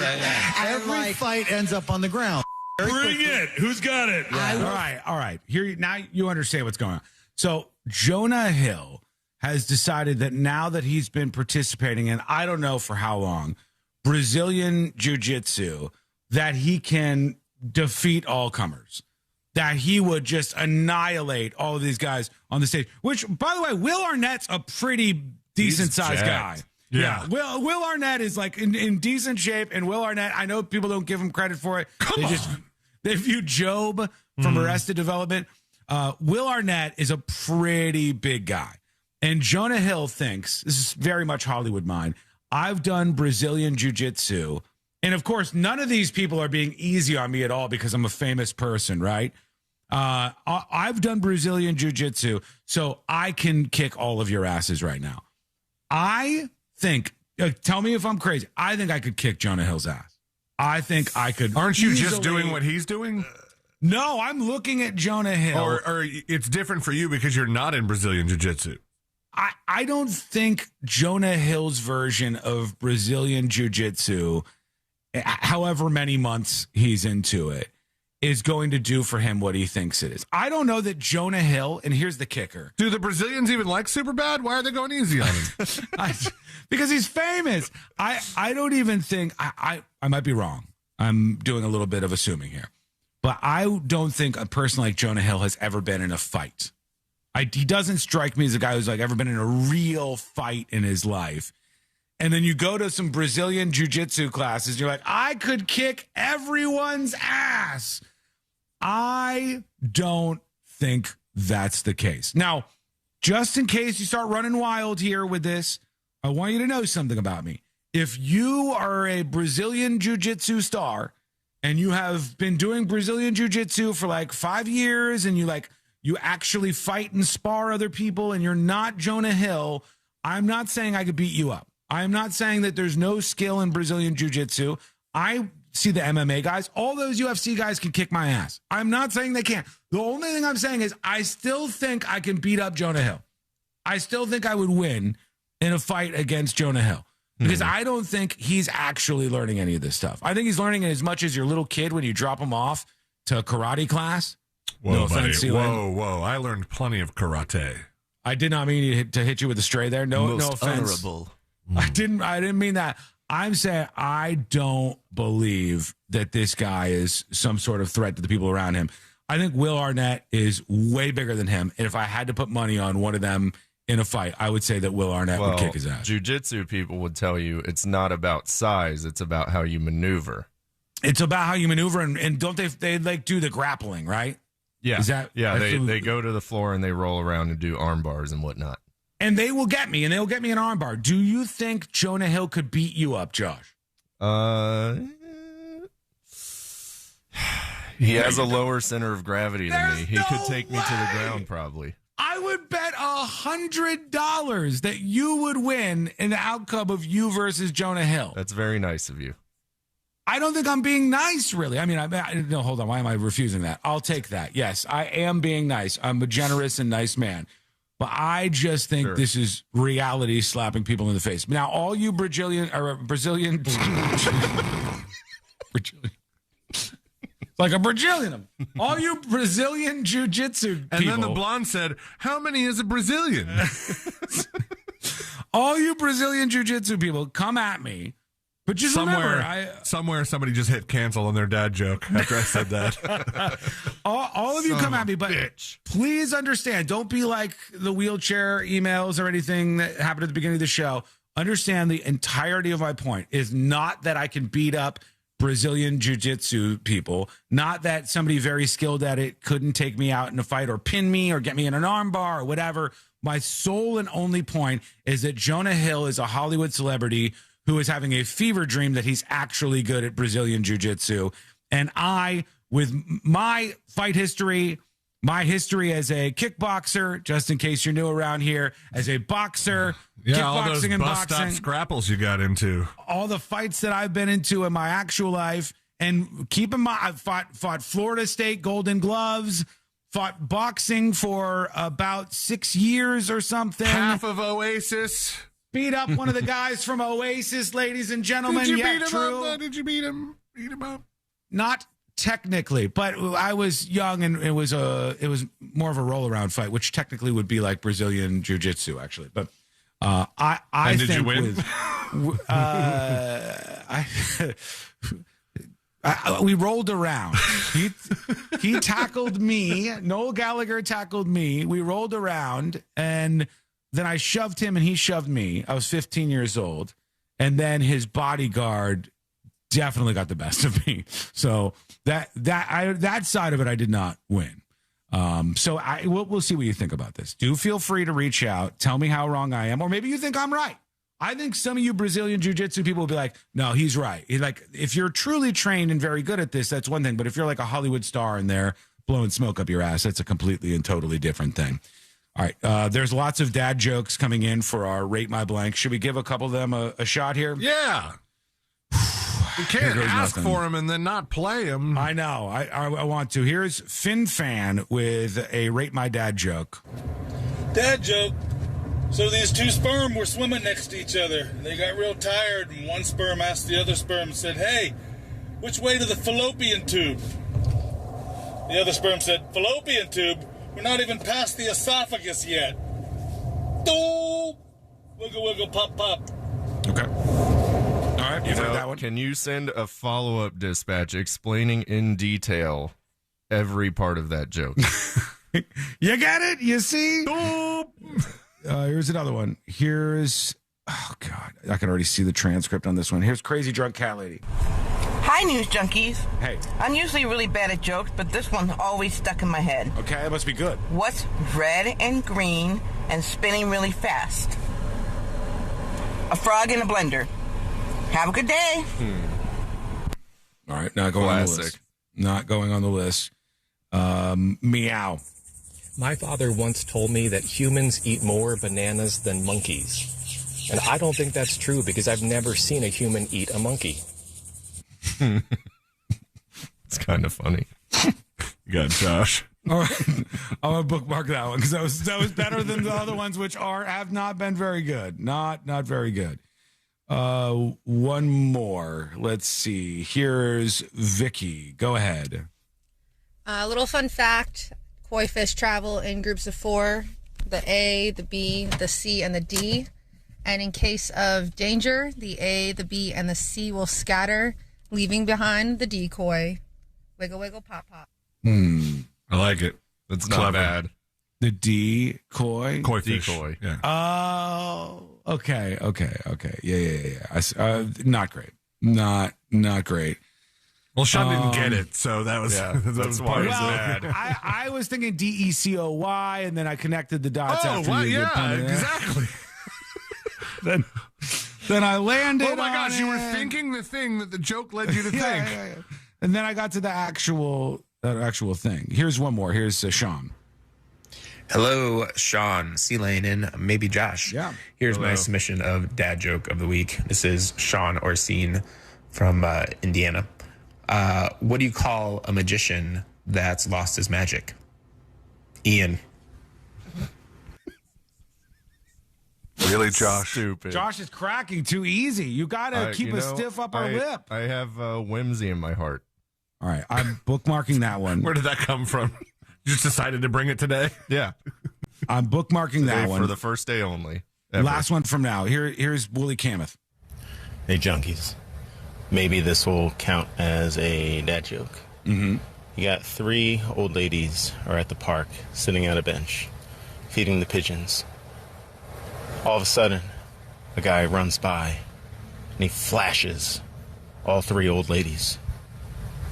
2 of them immediately had a stroke, but the 3rd just couldn't reach. Okay. All right, there we go. That was, I mean, I get it. Just do I have to prove that I get them all afterwards? Because do you want me to explain to you what was going on in this circumstance? I get it, but I think we could do better. I think we can go further than that. We will. Oh, please stop sending in the Snoop Dogg one. Please, I beg of you, stop sending in the Snoop Dogg one. Is it the one I think it is? Yes. It's in a certain promo that runs? Yes. Yeah, it's not even the first time we've gotten it. All right, we're going to save the rest of these. We'll work in a few more. I have to put space between them because some of them are so bad we'll drive away the entire audience. When we come back, we'll get into some big elections going down today. I'll give you the viral stuff that's coming out of that, some of the clips of the folks involved saying things that maybe they wish they shouldn't have. We'll also we have an interview scheduled that I think is going to be enlightening to many of you at the top of the hour. We're going to dive into some interesting stuff in that and much, much more that's on the way. So don't miss any of it. Stand by. That's coming up next on the News Junkie. Real radio is guaranteed human. We just want proof that you are too. But instead of sending us a finger, please don't send us a finger. Just leave us a talkback using the free iHeartRadio app. From the Clausman Law Traffic Center, car crash, call Clausman Law. ClausmanLaw.com.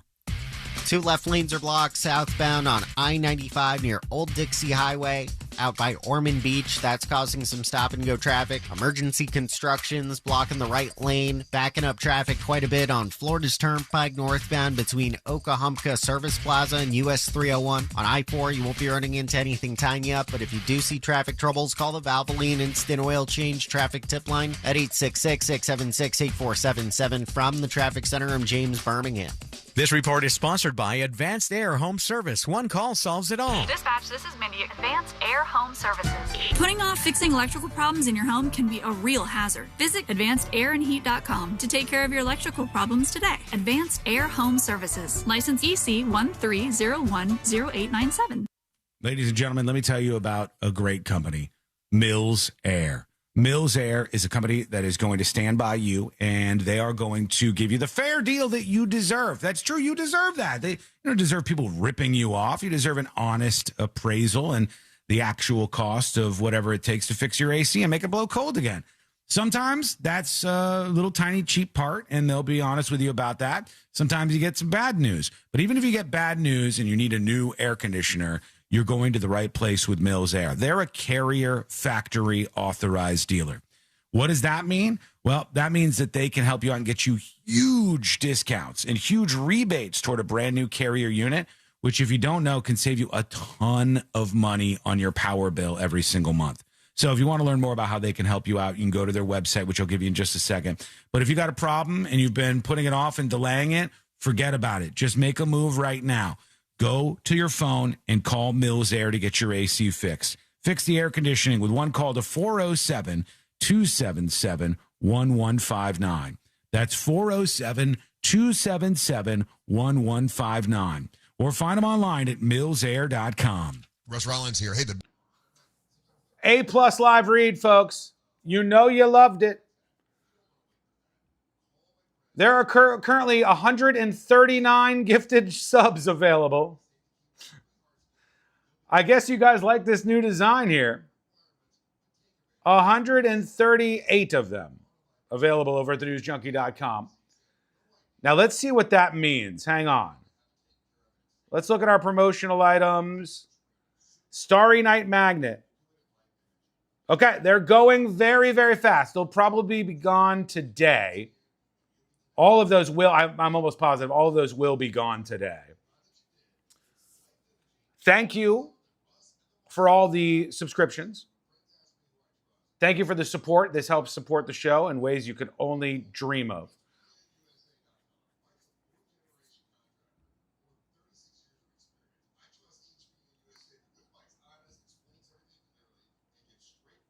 Stand by.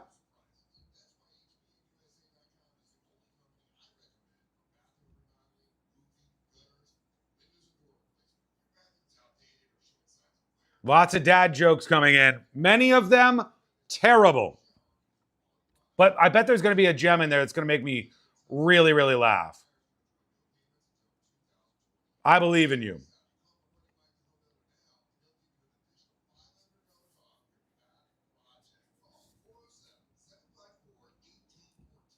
All right, those are being chipped away. There's 125 gifted subs. If you don't have a subscription, go claim one right now over on thenewsjunkie.com. Problem is, they're coming in just as fast as they're going out. But that's not a problem. That's just love and support for the show. YouTube, while I got you, if you wouldn't mind, YouTube, please hit that like button on the stream.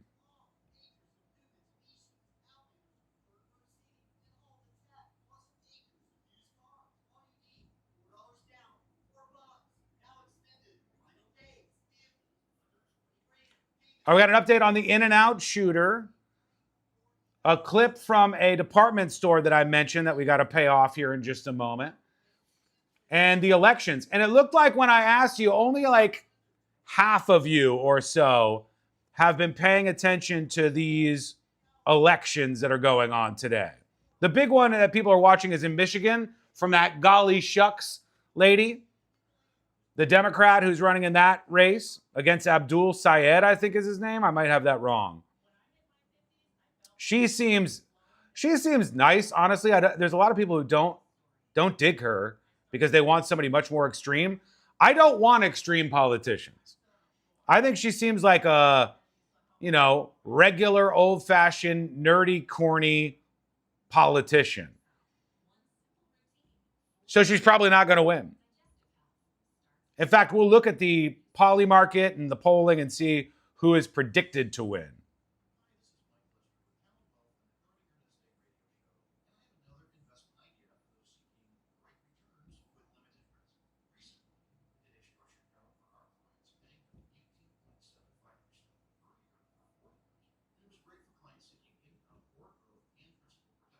All right, let's see here. All right, all those dispatches are ready to go. CB Twisted, thank you. Nick, thank you. Are we ready for Mitch McConnell to be declared dead any day soon? Get out of here with that absolute nonsense. You have now seen 2 photographs of him not moving at all. Is that not enough for you? Is it not enough for you? You've seen 2 photographs that were maybe or maybe not AI. And you still don't believe Mitch McConnell's alive. Unbelievable. You can't fake photos, everybody. You can't. All right, here we go. Quick overview on the election drama. Let's see what's happening with that. Then we'll roll on. We got an interview coming up at the top of the hour, hot sheet and more. Told origin story from the people who built MTV from the ground up. I want my MTV! Something for me that felt like mine. Those are powerful words, my. Download the free iHeartRadio app, search Math and Magic, and listen now. Real Radio has your chance to win $1,000. Just enter this nationwide keyword on our website. Preset. Preset. That's Preset. Enter it now at realradio.fm and answer your phone if you get the call. Good luck. Today is Mo Better with Josh Fowler, courtesy of Just Call Mo, Orlando's injury attorneys. Radio 104.1. Preparing you for the impending robot uprising. This is the News Junkie.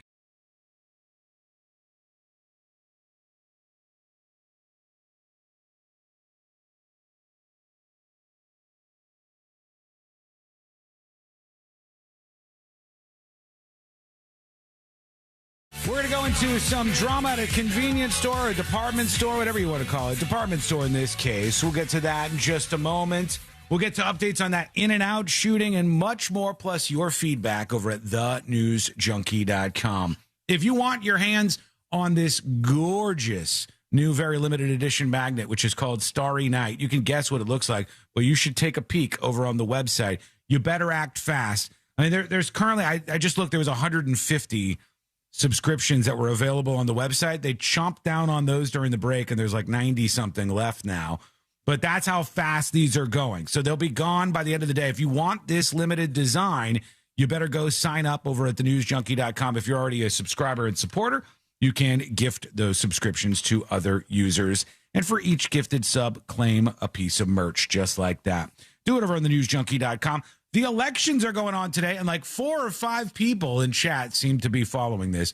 Are you guys following these elections at all? You know who's competing? The only one I know off the top of my head is the Michigan one with, Haley Stevens and Abdul. That's the big one, Josh. That's the one that's been getting the most attention because Haley Stevens is a deliverer of pretty awesome viral clips, and she kind of was like, living in a van down by the river. She's kind of like Chris Farley in one of her clips. It's Matt Foley. Matt Foley is, whatever. You get the point.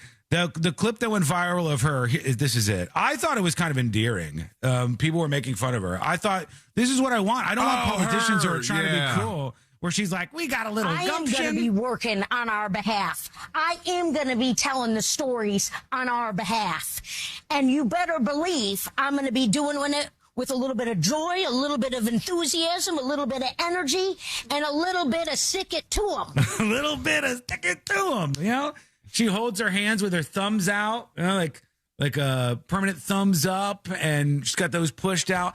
I love it. I thought that was endearing. I think she's kind of corny. This is kind of what you want to be your elected officials. Now, you might disagree with her politics or whatever, but she's like a nerdy person. That's good. I don't want somebody too slick. Those are the people who want to take over the world. Those are the weirdos.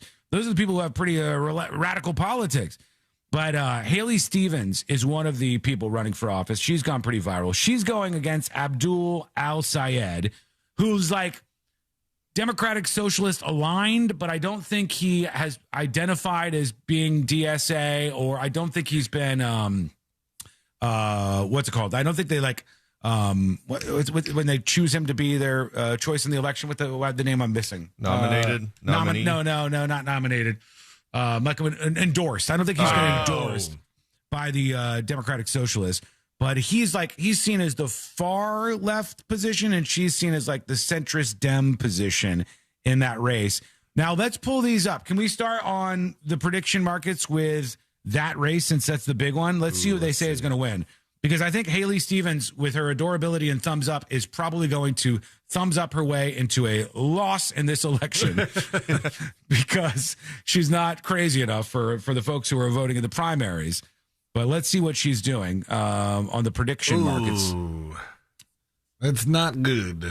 Not looking like a win for her? It looks like Abdul El-Sayed is up. All right, what's the percentage? Where we at? Wait, it's just 3 Abdul. Oh, it's the margin of victory. They're not even letting her win. They're voting on the margin, or they're predicting the margin of victory that Abdul El-Sayed will win by. Okay. What do they think he's going to win by? There's over 15%. 58% of people say over or equal to 15%. 18% say 12 to 15, and 14% say 9 to 12. Nobody's favoring her then. No. It seems. What website are you looking on right now? Kalshi. Okay, go on the other one. What's the other one? Polymarket. Polymarket. Yeah, look on Polymarket, because I think they'll do more of a 51-49 kind of split. This is the big race that everybody's been paying attention to. And this is for the Senate seat in Michigan, where Democrats are washing the contentious contest between Abdul El-Sayed, who's like a populist left-wing guy, and then the moderate Haley Stevens. And as I said, I think he's mopping the floor with her in the polls. Polymarket has him at 98% winning the primary and her at 2%. Oh my God! Kalshi's so the same. There's a chance. When I go to the actual nominee and not the margin of victory, 98 to 1 is the same on Kalshi. So we are to say then, if this guy, the more radical of the candidates, doesn't win, it would be a very, very, very surprising outcome. Yes, they're suggesting that they think he's going to win that election. Let's talk about one of the other ones here, which is of note, and it's the woman who's running for the governor, I believe. Francesca Hong is her name. She's running for governor in Wisconsin. and I believe she is one of the Democratic Socialist people. And she, I think, was doing a little better, but I want you guys to bring up the numbers on Francesca Hong, who's running for governor in Wisconsin, because she just did some interviews that did not land well, like this one. Here she is talking about her views on CNN, and they asked her, would you cancel Thanksgiving? You know, you've talked about your past positions that he keeps highlighting and, you know, obviously likely would continue to do so before November should you win. One thing that they brought up as well was a post from you in 2021 where you said Americans should cancel Thanksgiving. Okay, here's her post. This is the woman who's running for the governor. We'll see if she's going to win or not in a second. She's running for governor in Wisconsin. Her post that got attention was from November 2020, sort of the height of the woke wave there. She said, cancel Thanksgiving. Should have done this in 1621. If it takes a worldwide pandemic for us to realize we should stop celebrating colonialism and the original super spreader event that killed indigenous folks, FOLX, and women, so be it. So cancel Thanksgiving was her take. On this in 1621. The post has been deleted. Republicans have been highlighting it. Do you still believe that Thanksgiving should be canceled? I'm a chef. And one of the first meals that if you don't start with no, just say no. Yeah, just say no. Nancy I don't Reagan. These people don't. They're winning a bunch of these elections, but they don't seem to care if normal people are watching. When somebody says, "Do you want to cancel Thanksgiving?" just say no.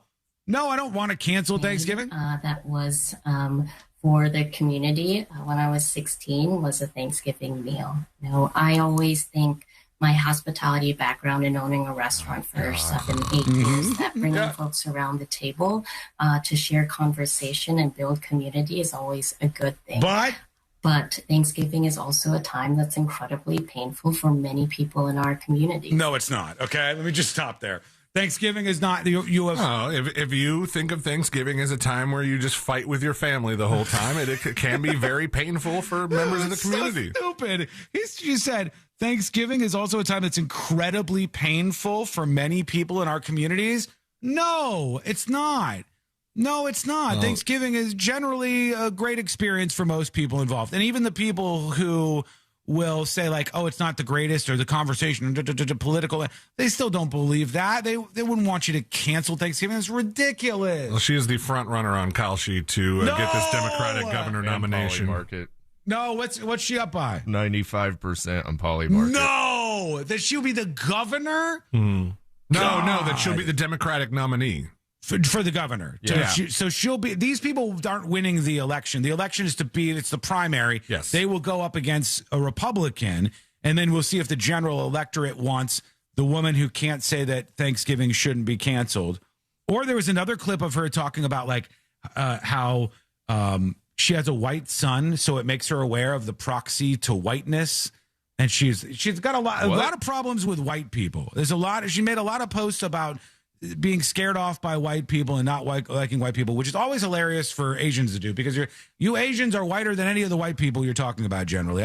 I put you in the white people category myself, but what do I know? So she said a lot of stuff about that kind of stuff. She can't say that she doesn't believe Thanksgiving should be canceled, and she is the favorite, according to the betting markets right now, to be the next governor of one of our great states in the United States of America. She might win this primary, and then she'll battle against a Republican, and we'll see if the anti-Thanksgiving thing works in the general election. But there's more than those. Hold on. Am I missing any? Is there any other big ones going on?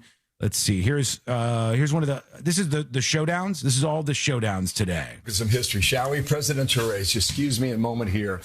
So this is Donald Trump winning 2 years ago and winning in Michigan, too. We know that one. 3 different races he had, and won Michigan twice, all right, 2016 and one in 2024. It's close, but about 80,000 votes over Kamala Harris. Where do you look tonight now as these primary votes come in? You got to start down here with Detroit. This is Wayne County. That's where Dearborn, Michigan is. is, highest Arab American population in America. More than a third of the population in Wayne County is African American. The Democrat, the so-called moderate Haley Stevens, needs African Americans to vote for her. So I would look down here in Wayne. I think she needs everybody to vote for her. Judging by what I heard from the prediction markets, I think she needs everybody. We continue to see, like, Kent County get more Democratic over the years, and she's hoping to do really well out here, and we'll see whether or not that's the case. He, meanwhile, down here, this is Washtenaw County. The reason I point this out is that when Bernie... He's doing the thing where you go from county to county to county. Okay, you have Slotkin versus Rogers. So that's 2024. He's going back to the historical data to see who's going to win this. Yeah, these are just primary races that are happening in a couple of states. But this is what people want to watch to see, like, where folks are at. Who are they going to vote for? What kind of candidates are going to be successful? And we'll see what happens with these elections tonight. That would be crazy if that lady who hates Thanksgiving would be the next governor of a state. But we'll see how it all goes. Okay, elections tonight. Yeah, tonight. Yeah, tonight is the primary in Michigan. Oh, okay, just a couple of those states. I was like, ours aren't for another couple of weeks, I think. No. This one is tonight, and they're watching all the stuff to see if it's like a symptom of where things are going to go in the future. But you can give us your thoughts on that. I don't think that kind of messaging is going to win any kind of general election because most people are normal and they don't want to hear somebody that can't say Thanksgiving's a good time. That's weird as hell. But we'll see if the primary win comes her way. And this other, or the folksy lady, maybe she pulls off a real big surprise. When we come back, we got the hot sheet on the way. We got a woman who's very upset in a department store. I'll play that for you. It's coming up next on the News Junkie. Coming up tonight on Real Radio at 7, it's a corporate time with Tom and Dan. Brought to you by My Eternal. Hello. Welcome behind the scenes.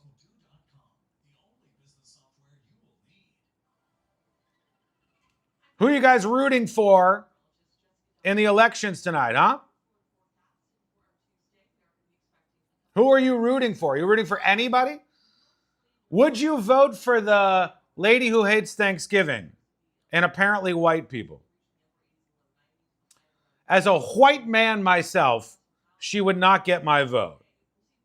And as a Thanksgiving lover, she would get it even less.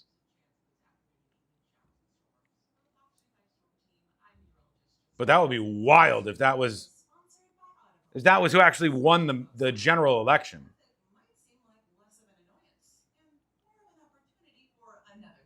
Mike says an American. The Zach Brown Band? Well, they got a lot of popularity surging right now.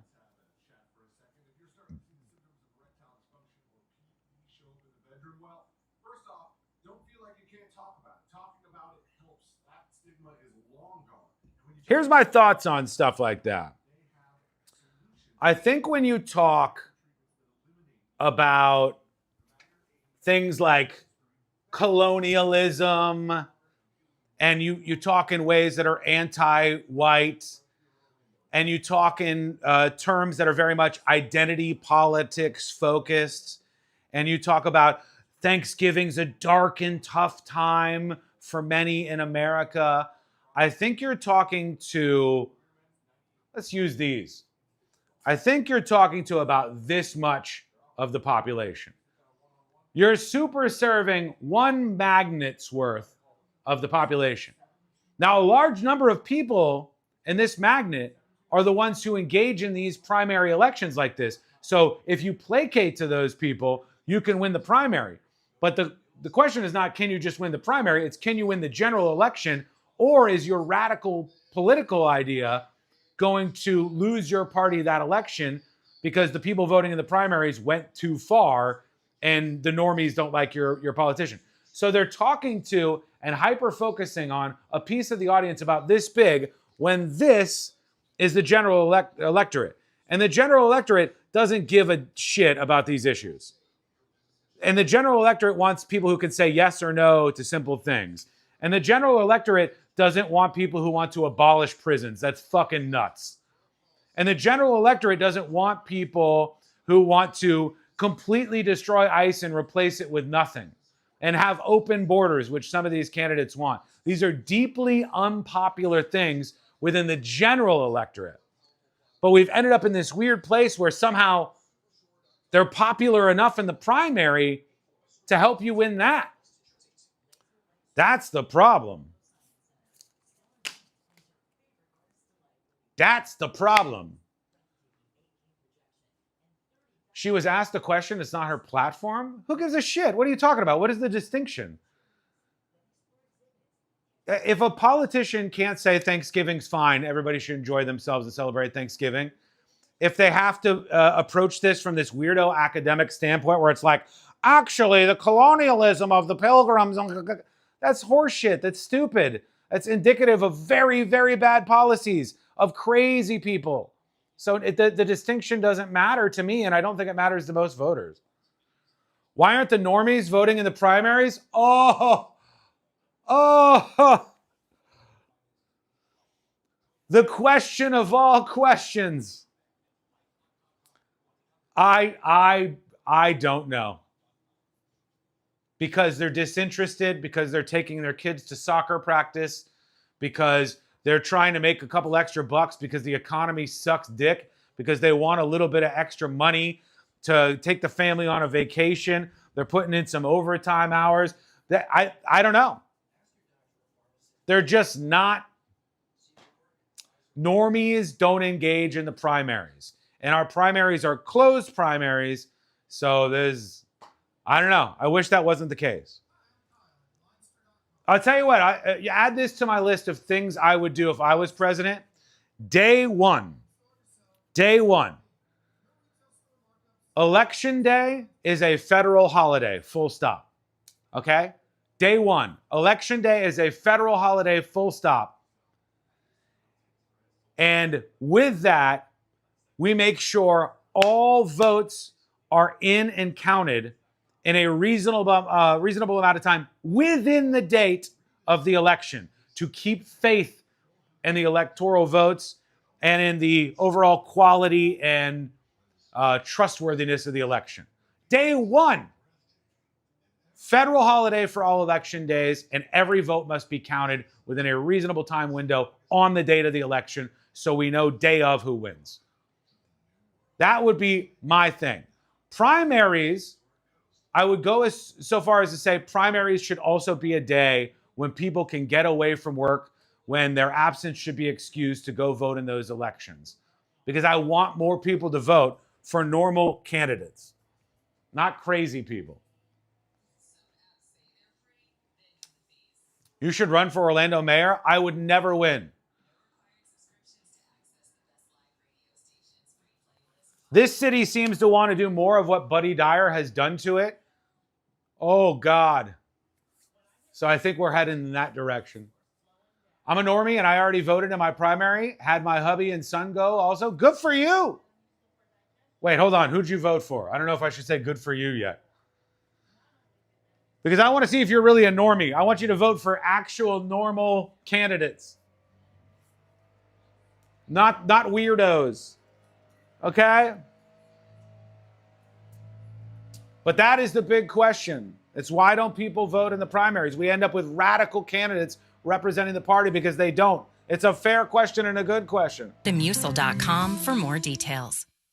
This portion of the News Junkie is brought to you by that mortgage guy, Don. Don't miss the boat. Compare your quote with that mortgage guy, Don.com. Real Radio is on Facebook at Real Radio 1041. Sponsored by the law offices of Anajar and Levine Accident Attorneys. Call the law offices of Anajar and Levine at 1-800-747-FREE. That's 1-800-747-3733.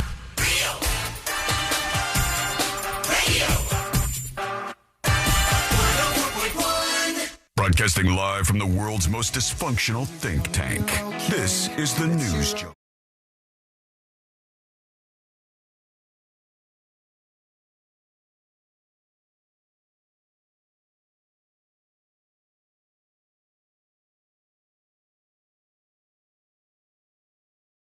All the support today. Thank you for all the premium subscriptions and the gifted and all that. Support the show over at thenewsjunkie.com. I just saw the story that C-Lane has texted me that's going to be apparently in the hot sheet. So I now it makes me want to get into the hot sheet more. So yeah, let's do the hot sheets. Check the hot sheet. It's news, but not like real important news. Best investigator reporting on the planet. The top stories from the people on your screens and speakers are on the hot sheet with C-Lane. That's right. The top 5 stories in the nonsense news brought to you by that mortgage guy, Don. And we start, obviously, with this little situation right here. Beautiful. Some of the comments were like, hey, if you really want to like have a bad time, watch this at half speed. Oh, I didn't even think about that. Ready? Yeah. I was so proud. Stroke. I'm having a stroke. I smell toast. No! Oh my God! And then many of the comments. What I'm going to do? I'm going to hack everybody in America and make that the sound that your dryer makes when your clothes are done. Oh, you mean bing, bing, bing, bing, bing, bing, bing, bing, bing, bing. I'm going to put that in there. So, yeah, a lot of the comments also said, was there not a rehearsal for this particular performance? Why did they not try to get ahead of this? And apparently they did. TMZ obtained video of the Motown legend Martha Reeves practicing the Star-Spangled Banner, or as many called it, the Star-Mangled Banner, before the Women's Pro Baseball League debut. And the rehearsal was nearly as rocky as the rendition that later had people piling on.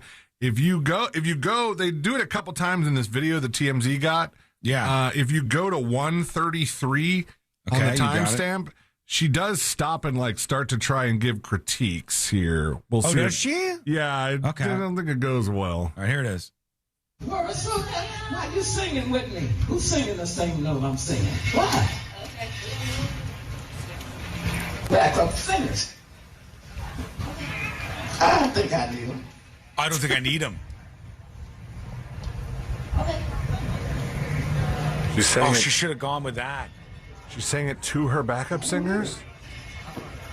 Okay. She's right here. She's sitting down in the seats with a microphone. Yeah. I think so. But I don't want to have a lead.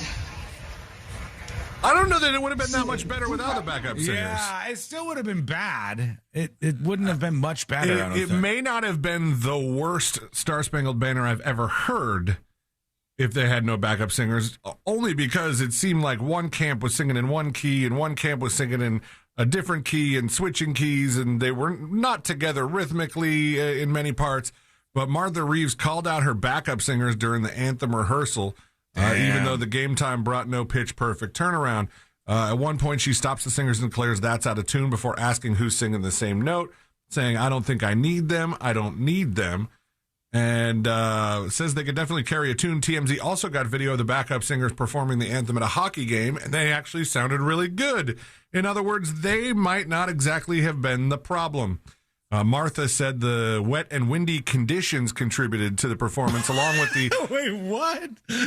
Hold on. They're not playing the baseball game. The baseball players could blame it on the rain and the wind. No, the wet and windy conditions, she said, contributed to it, along with a lack of stage monitors, preventing her from hearing herself properly during the WPBL debut. And I will say that it does suck not to be able to hear yourself. When you're doing an anthem like that, especially at a big open stadium, a lot of times there's like echo, and that's what trips some people up. But if she would have had like an in-ear or something, who knows if that would have been good for her, not good for her. The 85-year-old acknowledged it wasn't the performance she wanted, but was grateful to support the athletes at the groundbreaking new league.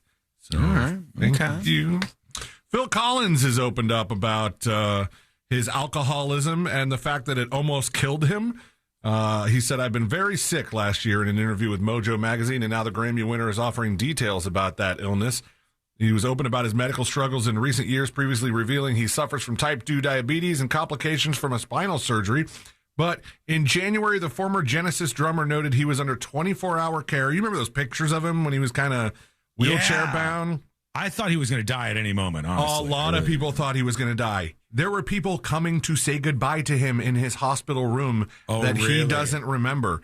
He also said that at some later gigs, he could no longer hold his drumsticks properly without feeling pain, even taping them to his hands to get through some of the shows. He said he experienced kidney issues and underwent 5 operations on his knee. The kidney issues were related to his abuse of alcohol. He said, my kidneys were packing up. My organs were just seizing up. And then it's weird. I printed this out last night. This morning, I see a post on Facebook where some guy who did an interview with Phil Collins 10 years ago said, 10 years ago, I met with Phil Collins at 11 in the morning at a restaurant to interview him about his new book and him being 3 years sober. And the dude was downing white wine the entire time. Like, really? just glasses and glasses. He was on his second glass before they started the interview, and they just kept bringing Phil Collins wine. The dude was just pounding him at 11 in the morning. So, you know, it was a little bit of an issue for him. Yeah. I'm surprised. Like, dude, you're a journalist interviewing Phil Collins. Did you agree to some things that you didn't reveal during your interview about his sobriety, that he was drinking the whole time? Seems like something that, like, an actual journalist would have gone like, this is the bombshell here. Like, hey, Phil Collins is dying, and here's why. Yes. I've got the exclusive. Ariana Grande is taking a step back from public life, guys. I'm sorry. I know that you really wanted to see her. She's finishing up the tour that she's on, but and she even like kind of addressed some of these things at one of her recent stops. But she's pulling out of the upcoming London revival of Sunday in the Park with George, which was a musical she was supposed to star in. I know she was supposed to appear opposite her Wicked co-star Jonathan Bailey in a new production of the Stephen Sondheim critically acclaimed musical in 2027, but she wants some time off. She wants to be out of the public light. The announcement came days after she released the music video for Pedal, the title single from her newly released 8th studio album, the one that sparked speculation about her weight loss and her health. Can I ask a question? Is there any reason why somebody would be as skinny as Ariana Grande appears to be, and everything is fine? Is there like?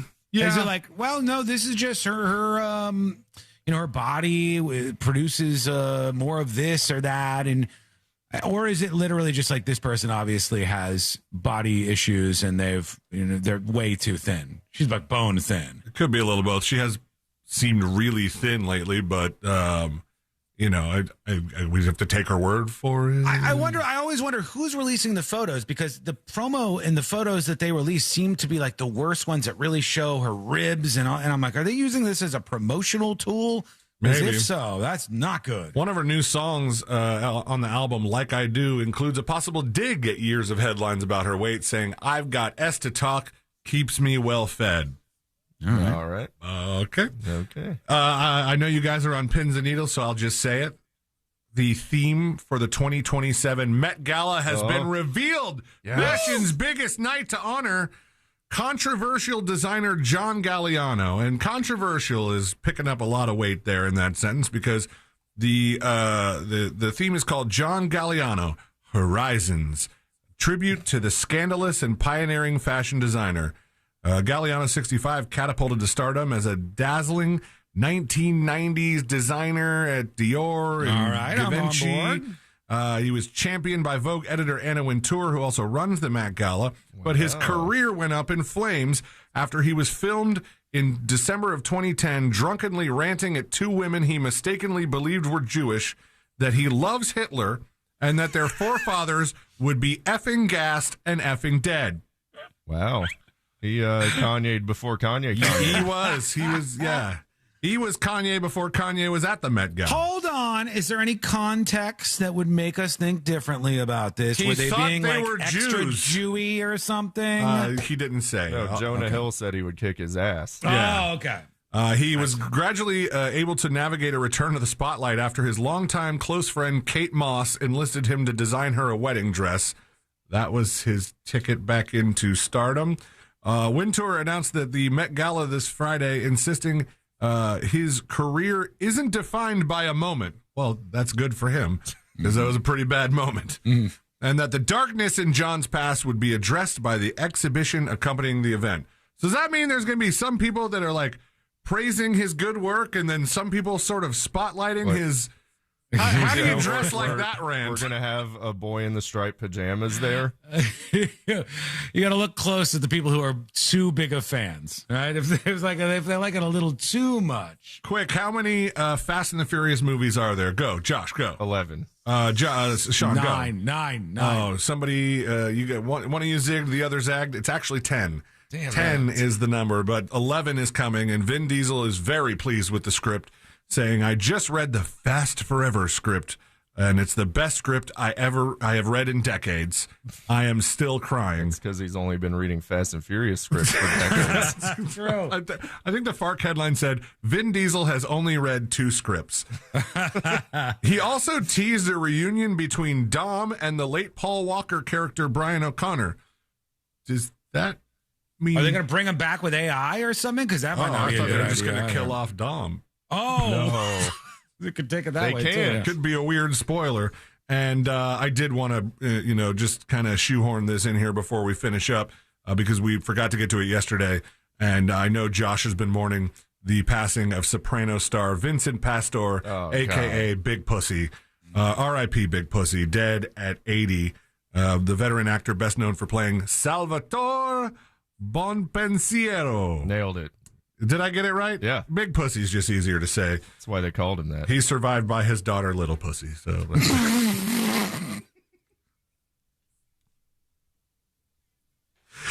if you have a quote for a mortgage... Oh, he's going to love this. Yeah.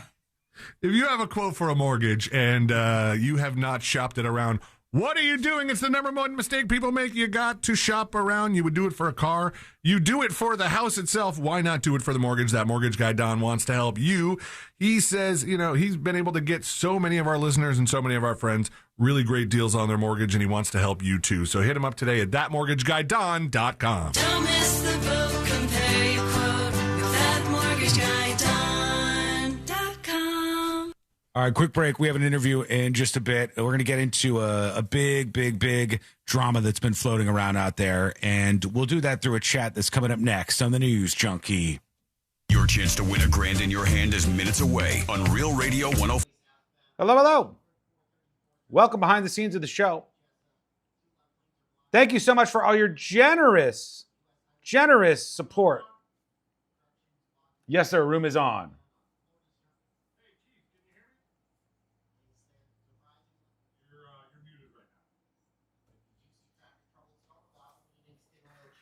All right.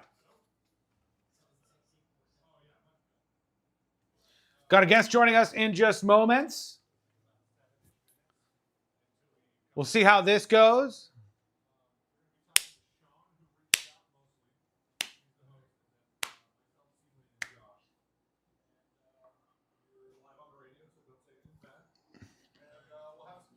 We got our guest locking in to the grid. Hey, Bob. Hey, Kurt. Hey, Yuckers. Hey, everybody. Couple of minutes and we're back live on the show.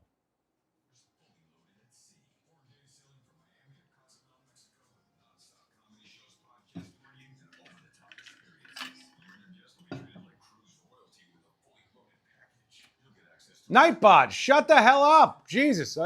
We must have hit a timer with all the Nightbot posts. Hey, Stepapy.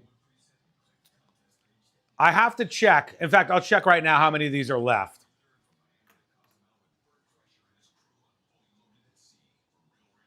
They are probably going to be gone today. Promotional items. Starry Night. There are 135 left, and that's that. That means half of them are already gone. And one could be yours. Subscribe right now over at thenewsjunkie.com and claim your gift afterwards. Please make sure you actually claim the gift if you are subscribing or if you're gifting secret shows. Now, when you gift, let's say you gift like 10 subscriptions, which is crazy generous. Gifting one is generous. If you gift 10, then afterwards it says you have 10 points and you could shop for the promotional items you want to to get with that over at thenewsjunkie.com. You know, again, if you're not a subscriber yet, just subscribing gives you one, and you can claim these as they last. If you're already a subscriber, don't worry, you can get one too by gifting a sub to somebody else. But make sure you claim it. Don't just gift a bunch of subscriptions and then go, well, that's that. I need you to claim them.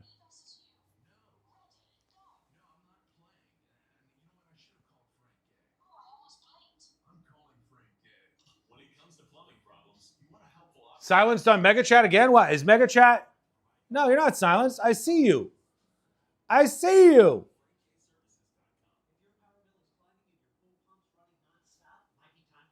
You can't say you're getting silenced as I can see you on Mega Chat.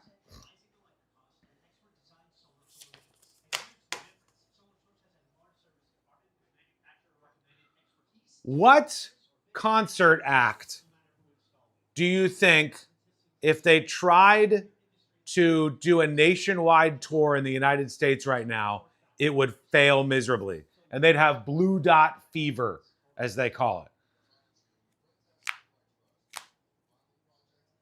Because we're seeing that all over the place right now with these artists that are going out there. Thank you, Umander, for the gifted sub. We're seeing these artists perform all over the country, and ticket sales are dropping dramatically, either because no one cares, because it's too expensive. That's a big one. Or because, you know, it's timed with something else that people would rather see. Milli Vanilli? Oh boy, I don't know. If that was a tiny little show, I might go see that. I gifted 10, then only claimed one because I'm a dum-dum. Don't make that mistake. Backstreet Boys seem to be selling out every night. Bootsy, I cannot believe I'm going to say this to you.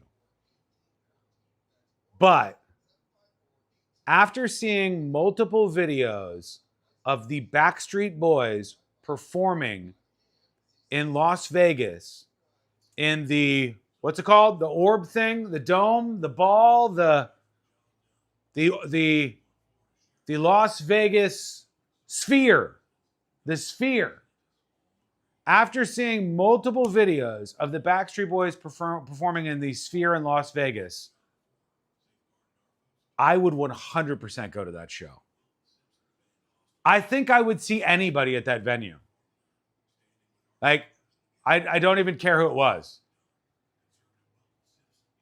I think I would see almost any band you can think of or group you can think of, because I watched somebody, they were so excited and they were filming themselves.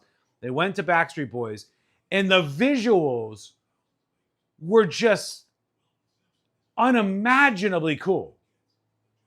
So I would go see that. Like, I think I would go see that. Best concert of my life? It doesn't surprise me. It's just so impressive. Just bought general admission tickets to Modest Mouse at HOB. They weren't too expensive. I hope not. They got a bit of a controversy on their hands. Yeah, it was. That's the band, I think, where one of the bandmates was flirting with some young girl online. And then she's like, oh, I think you got hacked, right? And then he goes, no, I was partying too hard last night. And then I was looking a little bit too hard at your bikini photos. I think she may have been a teenager. I don't know. We'll have to figure that out.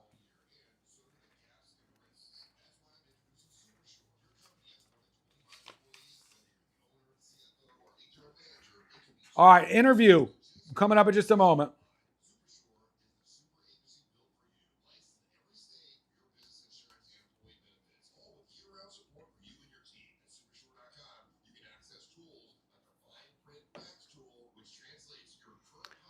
Thank you, Terrace Pilot, for the 5 gifted subs.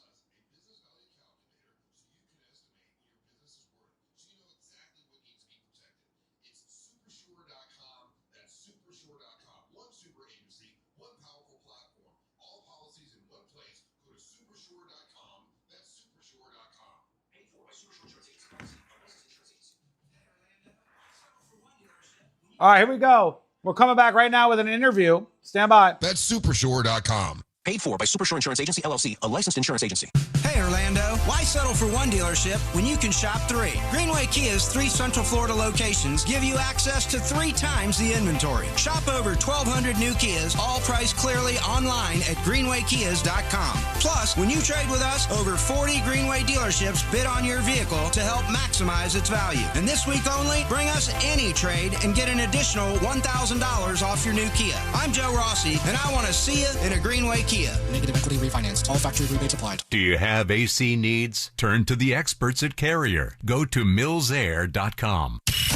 Live from the JustCallMo.com studios. Got a question after an accident? Just call Mo. Visit JustCallMo.com or dial 1-800-CALL-MO. This is WTKS-FM HD1 Cocoa Beach, Orlando. An iHeart radio station. Guaranteed human. Real Radio has your chance to win $1,000. Just enter this nationwide keyword on our website. Green. Green. That's green. Enter it now at realradio.fm and answer your phone if you get the call. Good luck. Real Radio. 104.1. The most viral newsroom on the planet is still humming along. This is the...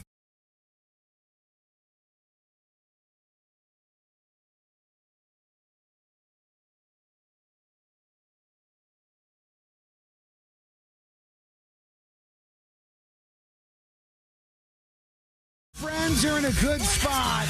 Take a seat. Let's have some fun. Let's go through the most viral news on planet Earth.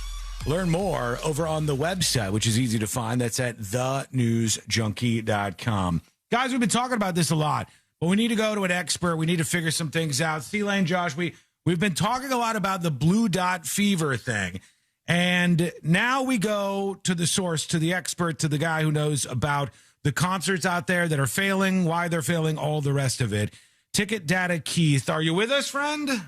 I'm here. How you doing? All right, there he is. Ticket Data Keith, you run this website, ticketdata.com, where you show what concerts are flopping miserably, what concerts are like pacing in the right direction, you know, what cities are bands doing better in than others, or, you know, is somebody completely flopping? All of that stuff is on ticketdata.com. And I saw one of the posts that you put out, which got over 1 million views. And you said, is this a new record for the most blue dots? And it is a concert for Ludacris, T.I., Rick Ross, Big X the Plug. And it's in Louisville, coming up on 10/31. And I got to be honest with you, Keith, there is a lot of blue. Whoa. There's a lot of blue there. That's like a blue ocean. That's a lot of blue. And I'll tell you what, I love Ludacris, T.I., and Rick Ross. I don't know much about the last guy. This was his big break. It was his big break to open for really? Ludacris. Yeah. So well, I don't know if he's going to get that opportunity. What happens in these kind of cases? You look at this and you say, these people are throwing a big show and nobody is buying the tickets to their show. Do we know why? Is it because they just aren't as popular? Or is it because the tickets are too expensive? What do we know? Sure. So this is kind of an interesting one, since that show's like a one-off. It's not like the 4 of these guys are going and doing a big tour with each other, which is a lot of these other, you know, blue dot flu, blue dot fever, call it what you want. A lot of those are kind of like tour related, you know, and you look at a certain artist and, you know, all their shows are kind of look like this. But this is kind of a one-off event that's probably just being done by like a promoter that's, you know, focused on that one show. But yeah, as you can see there, I mean, it's like, you know, to the people who are on audio and not, you know, don't see the visual, it's like, you know, I'm going to say like 97% the tickets are available, and you know, it's kind of there for everyone to see. Yeah, for those of you who don't know, they call it blue dot, fever, flu, or whatever, because an artist will sit there and look at the venues they're playing, and the blue dots represent seats that are not sold. They're available. You can click them and buy a seat. But the other ones, it turns kind of gray or whatever when somebody has purchased those seats, and you feel like you're immensely sick when you look at the map and 90-something% of the tickets are for sale. And then you start thinking about yourself performing in that arena with a tiny, tiny little crowd of people who are watching. When you see this, though, Keith, Do you think, like, is that concert more likely to be canceled? They're just going to go, we can't do it in front of 50 people. I would say, yeah, I'd say that the chances of this show happening in this stadium are, I'll give it 10%. You know, it's certainly possible it's moved to a smaller venue. So that's what happens a lot of times in cases like this, where they just decide, you know, let's just scrap it all together. This wasn't meant to be.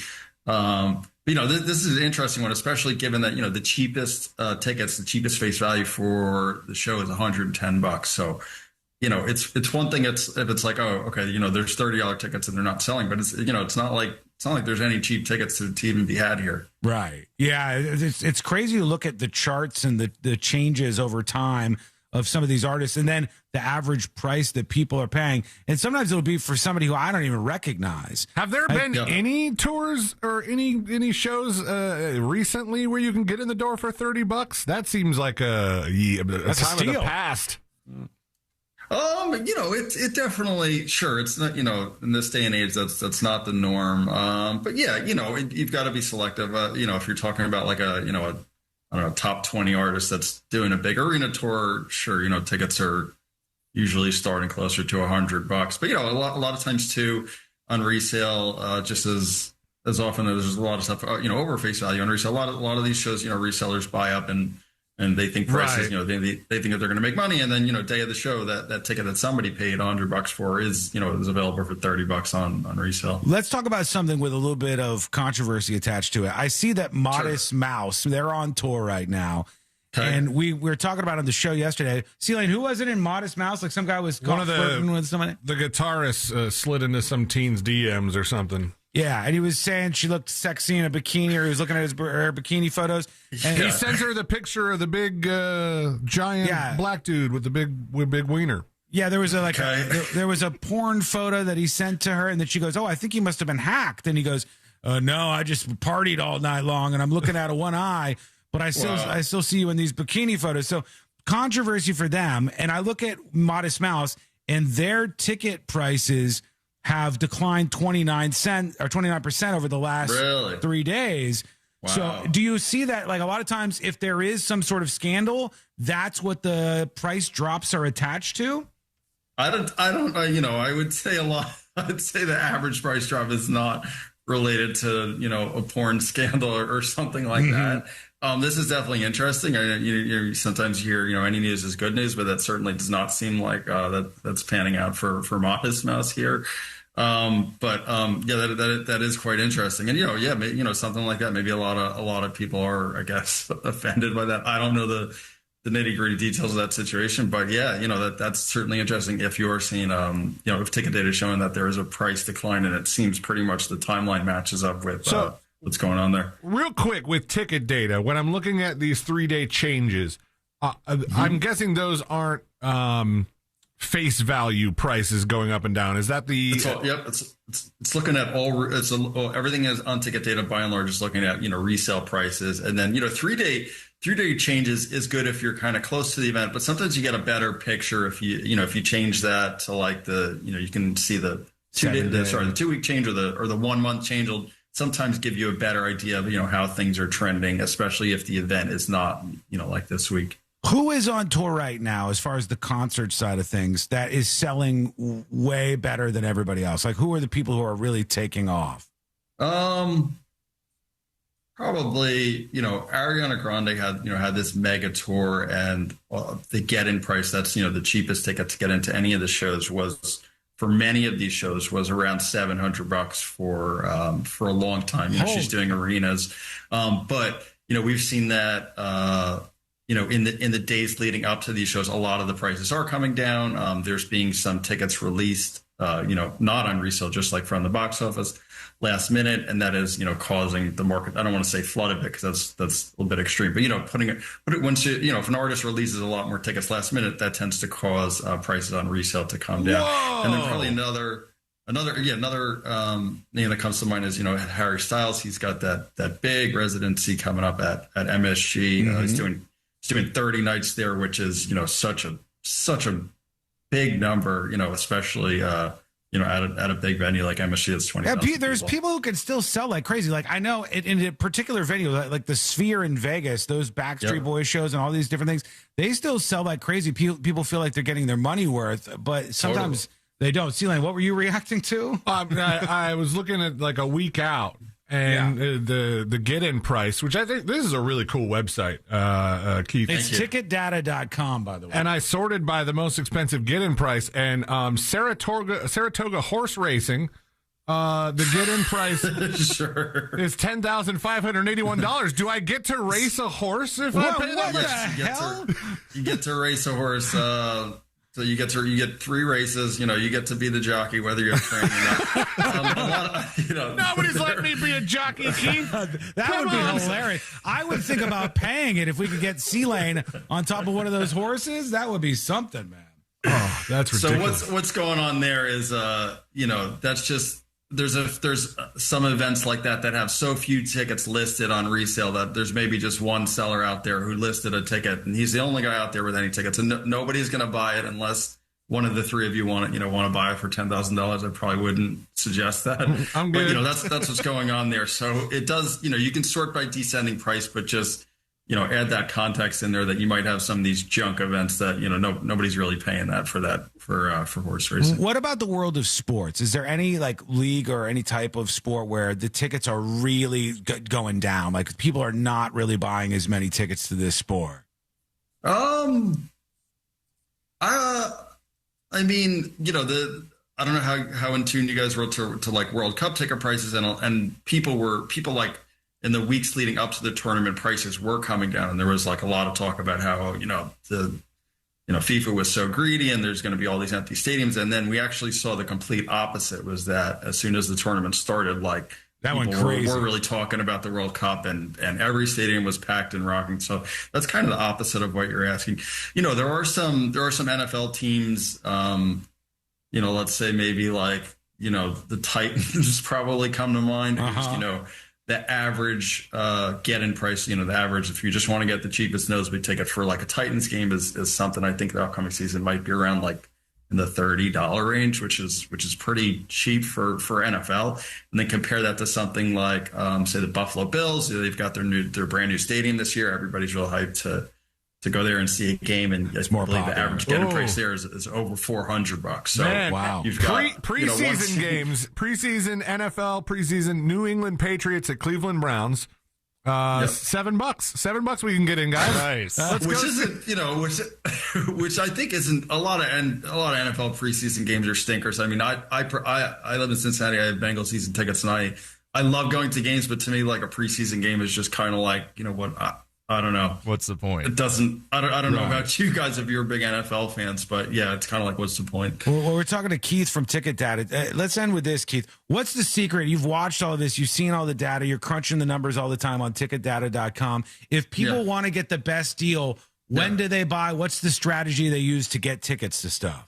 Sure, absolutely. So, the term everybody likes to throw around in the ticketing industry is that it pays to wait, which basically means, you wait, you kind of wait it out, and by and large, prices do tend to come down as the event approaches. But just understand that holds true a lot of the time. There's certainly varies by event, but there's a good 20% of the time where prices go the other way, like we saw with the World Cup. So so many people saw price coming down and thought they were going to get these cheap tickets, and then next thing they were priced out of the event and didn't get to go. So prices usually come down, but it's not foolproof. You got to be careful. Does the Ticket Data website tell you like approximately, hey, this is the best time to buy, or you should wait a little bit more? Like what I'm getting a feeling like that the Hopper app for buying plane tickets would kind of help you out and be like, hey, this might be the best time to try this ticket. Are you offering that right now, or is it up to the person? Absolutely. So, you can see the chart, and judge for yourself. But also for a lot of events, there is a forecast there that, it's based on years and years of data and seeing what stuff does. And it'll say, the price for this event is probably going up or probably going down or somewhere in between. But that's, it's not put out on all events just because I have it tuned so that I'd rather not put out a forecast that there's not a lot of confidence in. Yeah. So, it's kind of like 50-50 whether an event has that or not. I mean, here's one of the crazy things. So I'm watching, this is some group called Nine Vicious. I don't really know what that is. Sure. Nine Vicious. And if you go back to April of this year, the tickets were around $56, but the show starts in 6 hours. The show is tonight. So it's like skyrocketed up at the last minute. A last minute purchase would not have saved you any money there at all. Sure. Yep. Totally not. Yeah. What's it at right now? It's at $291. Wow. Yeah. Yeah. So, that's, like I said, usually prices go down, but if it's your favorite band and, you must be there and, you couldn't miss it for the world, then, and those are kind of the cases where, it might be safe to buy a little earlier. Here's the pro tip for you folks. They have a Chrome extension so that if you're getting a ticket somewhere, you can see the historical cost of the tickets for that. You can do that over on ticketdata.com. What were you saying, Sela? Is there anything else in the future for Ticket Data? Because I think you have like a good spot here where you could get a good prediction market going. And see whether that Ludacris thing actually happens or not. Like if you were the Kalshi of concerts, and then everybody predicts whether or not they happen, and you make some money here, bud. Absolutely. So speaking of Kalshi actually did put up some markets for ticket prices. They did it for the NBA Finals when the Knicks were had those crazy prices, and then for some of the later World Cup matches as well. There was on the World Cup final, there was $1 million bet on that market. It kind of spooks, and they're using ticket data as the source to decide what the outcome is, which spooks me a bit because then you have people coming at you at pitchforks because the price was $7,001, not $7,000 even or something like that, and I'm like. The date who cares? The date is what the date is, guys, and no matter what it ends up as, there's going to be some losers. Keith, there. Who cares about that? If C-Line's onto something here, if you all of a sudden get people going like, hey, they're betting on that on your website, like, will the concert be canceled or not? And then all of a sudden the performers are getting worried about that. It's causing that would be fantastic. And then maybe Ludacris is putting $100,000 on the on yes to perform and says we're performing even in front of 30 people we're doing the show. Or they start inside trading because they can cancel the shows themselves. If Washington can do it, so can everyone else. Yes. Yeah. Have you heard directly or indirectly about any specific artists using your website to check out their own concerts? Oh, I know that because I've spoken to people in the industry. Yes, I do know a lot of them. Like to go on there and I guess good, bad, or otherwise. But yeah, they definitely do check it and see it. And I think that they also use it to be like, if you're maybe another rapper and you're looking at like what's going on with Ludacris show, it might spook you a bit, and you might think twice about what you're going to do. Or they'll trash talk each other, like on ticketdata.com, you got way more blue dots than I do. Check out my ticket data, bitch. Right. There he goes. Ticket Data Keith. Thanks for hanging out with us today. Go check out the website, ticketdata.com. I appreciate the time, man. Thanks, guys. This was great. All right, there he goes. Ticket Data Keith. It's interesting to see all that data, and the extension for Chrome is really cool. It's kind of like on Amazon, you get an extension. It tells you if it's a good price or a bad price. Yeah, like Honey. Like Honey thing shows up. Right. So you can look up any show, any sports game, anything, and you'll see what the prices have been going for and the trends on that, like a kind of like a stock market ticker would show. All right, quick break. We're a little bit behind. When we come back, I'll finally get in that video of the woman at the store who freaks out. We got a bunch of other drama to crack open and get into, and your feedback. Even your rate my blank entries. Yes, believe it or not, those are coming up next on the News Junkie. Real radio is The Monsters in the Morning. Lube it up. Lube it up a little bit. There you go. That's right. Lube it up. Yeah, give him a lube job. Getting that could be your finishing move, the lube job. No. Yeah. No. How about you check her oil? You check her oil. Yeah. Not cute. The Monsters in the Morning. Real Radio 104.1. From the Odoo.com Traffic Center. Odoo.com, the only business software you will need. Construction slowing down traffic on I-4 between Osceola Parkway and Apopka Vineland Road. It's not as bad as... Hello. Welcome to the show. Welcome behind the scenes. Scope Mike. Activated. Guys, use that to make smart decisions on buying tickets to stuff. Kind of like C-Lane said. View it like Amazon or airline prices. If you're going to spend a bunch of money, and let's be real, buying concert tickets, if you're buying at least 2 of them, it's every bit as expensive as a lot of the flights we spend money on. And we're all like price ninjas about the flights. We're all making sure we like purchase them at the perfect time and get it just the right way. That's how expensive concerts, sports tickets, all of that stuff is now. That guy's got a bunch of very interesting data he's building.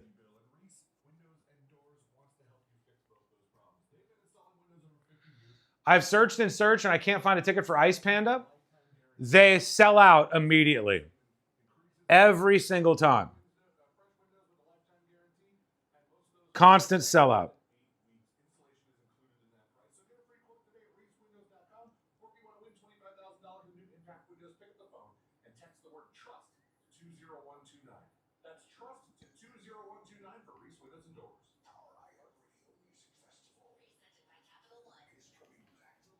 Just over 100 of the Starry Night magnets are left. Unbelievable. Last concert I saw was Lionel Richie with Earth, Wind, and Fire. I would go see that. I would see that. I would pay a pretty good penny to see that, actually.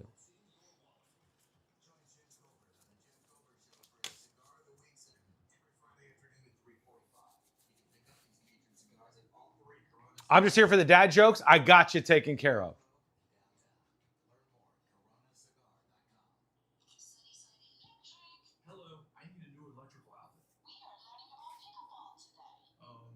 What the hell is Ice Panda? Ice Panda is what they call, like, if you guys ever heard of a super group, like when a bunch of big stars get together and then they form like a band together. Ice Panda is one of the biggest, I believe. I don't know. I think in terms of albums sold, tickets sold, touring success, penis size, just various things. I think they're up there in the record books. Can't believe you never heard of Ice Panda. Thank you, Snoop Frog, for the 2 gifted. Love you, appreciate you.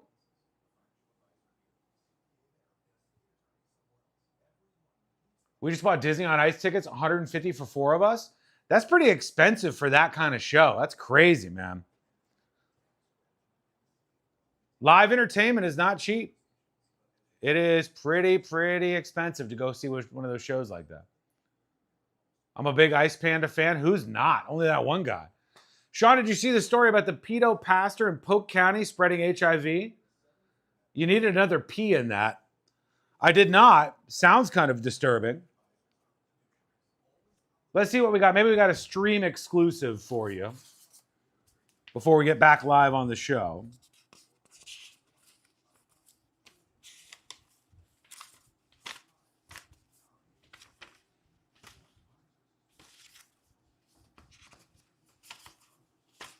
Let's see. A lot of people sent this in, and I'm not going to do it on the show, but there's a lot of people sending the link in. It feels like fake news to me about the Spider-Man screening that was evacuated after people farted and a foul smell spread through the packed cinema. Hundreds of viewers got up and left the darkened screen. Some people covering their noses as they waited. A person dressed as Spider-Man was mingling with disappointed filmgoers. They believe it was part of a viral trend. Bro, there is no viral fart trend, is there? They believe it was a stink bomb that was set off in the theater. One person said, "There's no respect anymore, but I don't think anyone is so rotten as to evacuate an entire auditorium." Hold my beer. Hold my beer.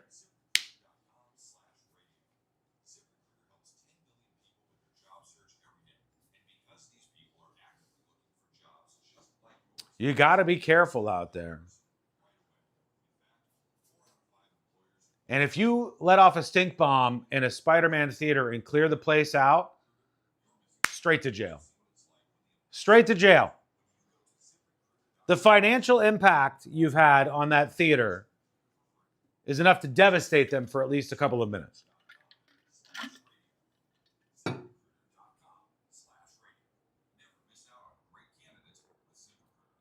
Couple of minutes and we're back live. I was promised flying cars. They said we got viral farting stunts in movie theaters. I know, it's a letdown. It is. It's absolutely a letdown.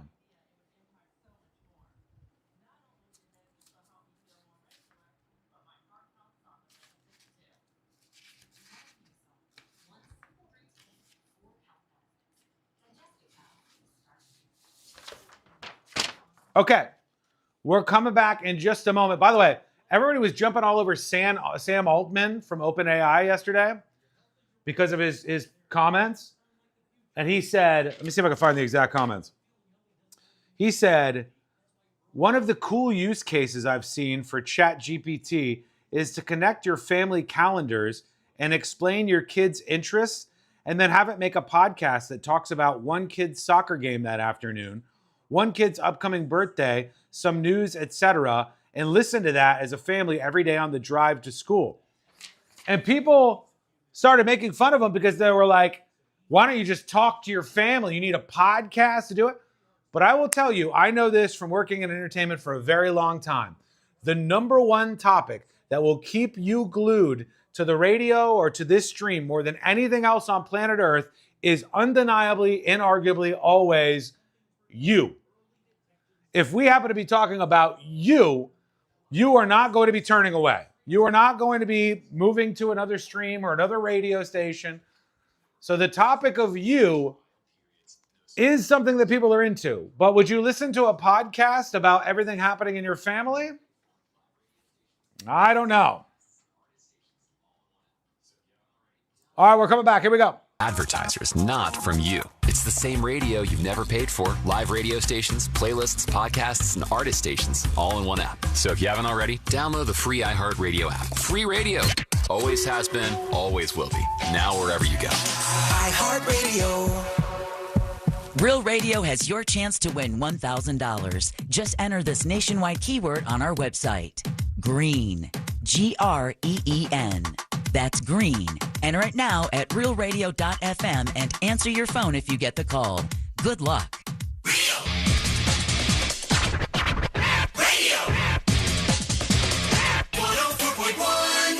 The show that takes you from Skywall summer to Jack Rocket fall.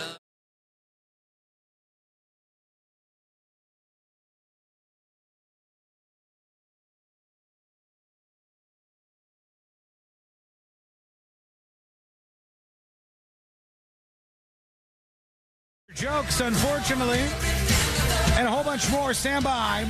That's all coming up in a bit here on the show. Running a little bit behind, but we'll be fine. We'll be okay. We got jury duty coming up in the next segment, and then the power hour for sure after that. I did see this clip that was starting to go viral, getting a lot of attention, and a woman filmed herself. It looks kind of like she secretly filmed herself. They call her a 350-pound plus-size model. And they said that she's harassing a Target cashier. I'm going to dispute that. I don't think she's harassing her necessarily. Whoa. I'm not going to dispute the 350-pound part.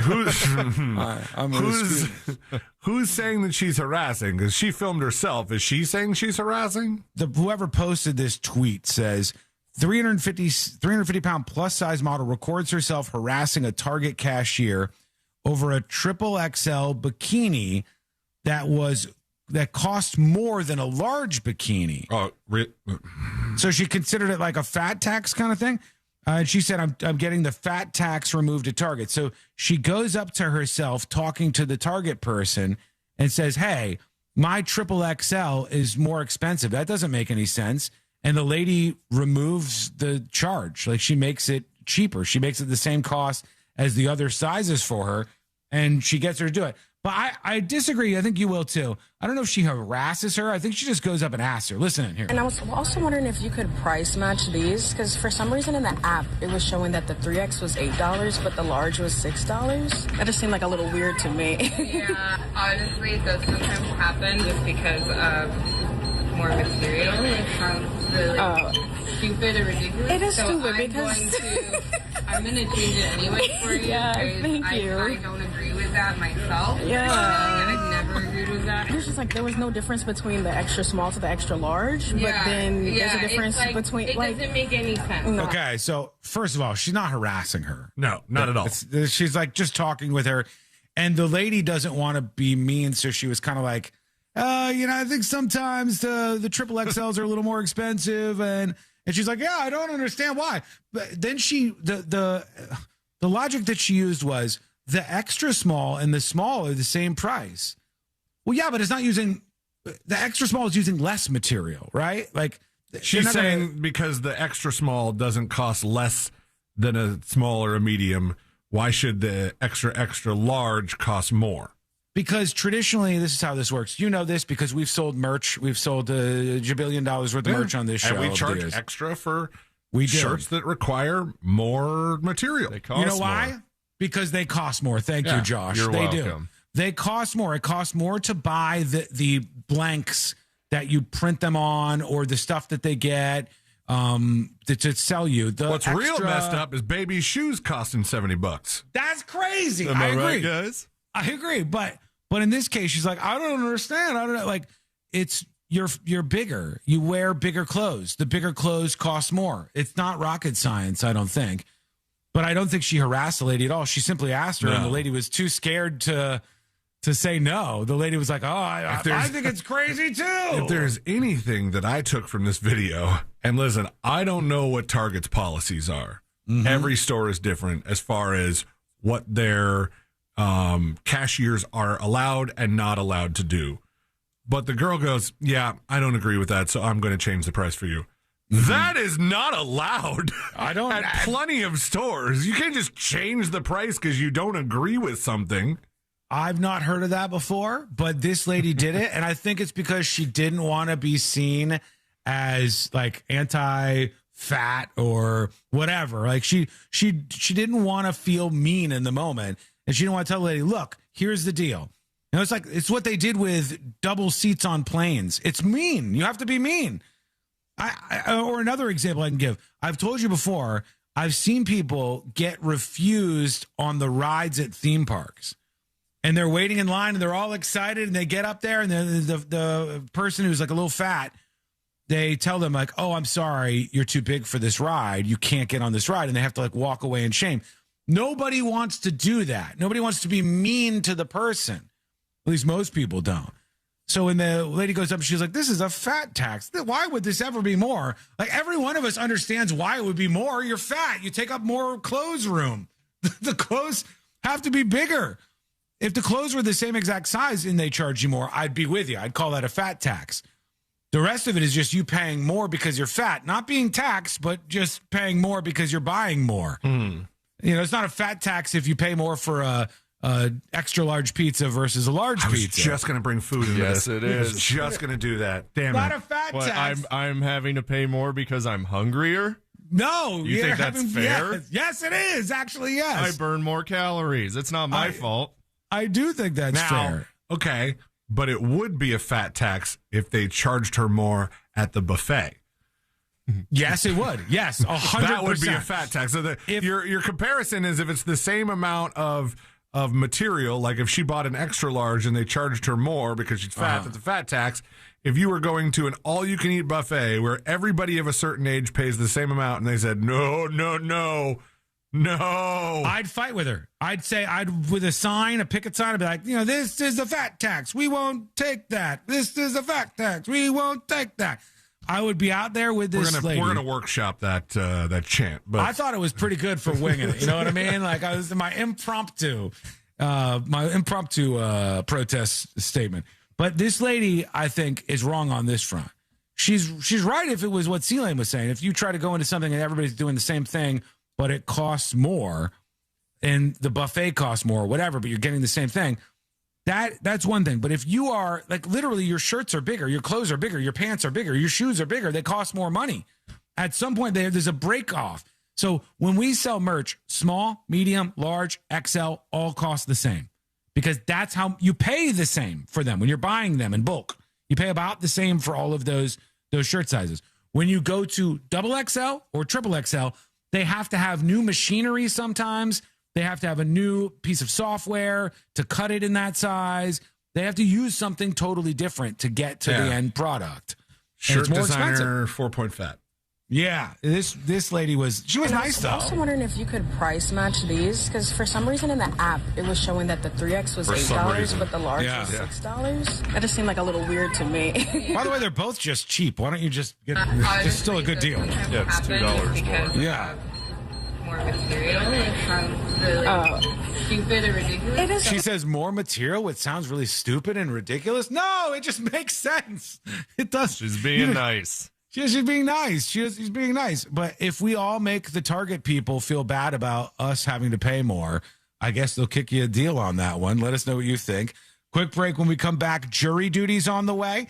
I got a bunch of updates on stories we've been following. We got to talk about, they just arrested this guy who was lighting the fires in Washington, one of the biggest wildfires, completely decimating areas. And there was a dude who lit the fire, and they've arrested him.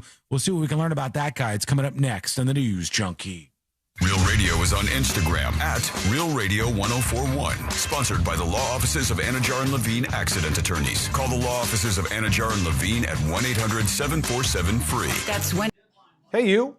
Welcome behind the scenes of the show. The show rolls on during the commercial breaks. The Power Hour is on the way.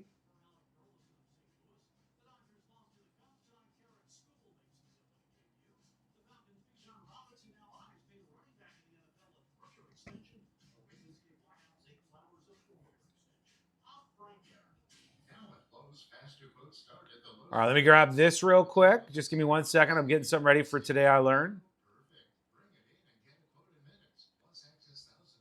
I've got a young man in an F around and find out situation in jury duty.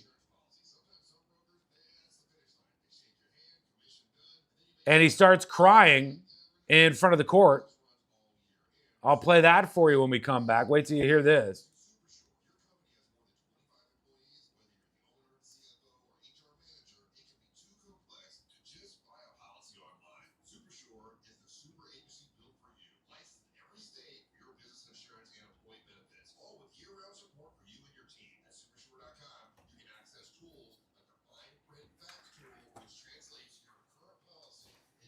Hey, everybody.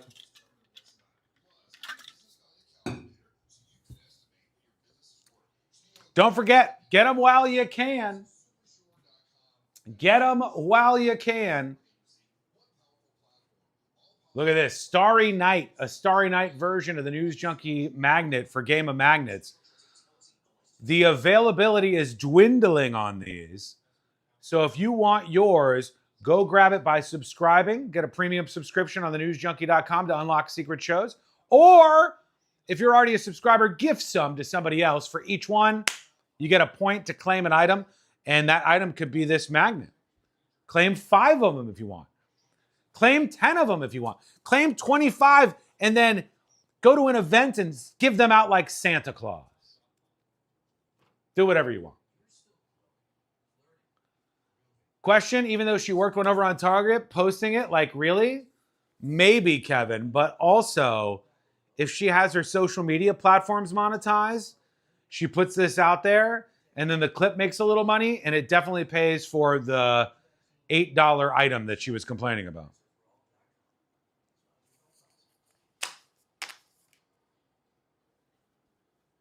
She's a reverse Ariana Grande. Did you ever send me my Fritz prize? I have no idea.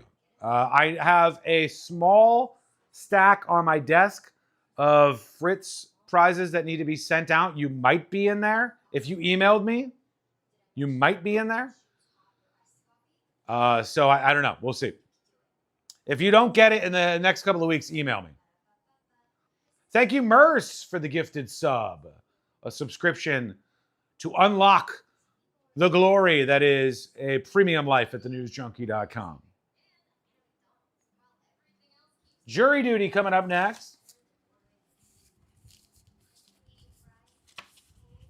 I have to tell you, I'm wondering at this point if the WNBA is regretting the entire debate and all the politics floating around it that's happening right now. I wonder if they're really second guessing that. Because what's exposed to me, you got Sophie Cunningham, right? Caitlin Clark doesn't want to get into this. Caitlin Clark has enough problems with the league and how they treat her. Sophie Cunningham made what was a pretty innocuous statement that about 80% of Americans agree with, saying that she doesn't want young girls to have to worry about biological males in the locker room or unfair outcomes in sports. And then that fired up the WNBA fan base, at least some of them, because there's a certain sect of America, these people in particular, that cannot stand, and I mean it, cannot stand someone that disagrees with them.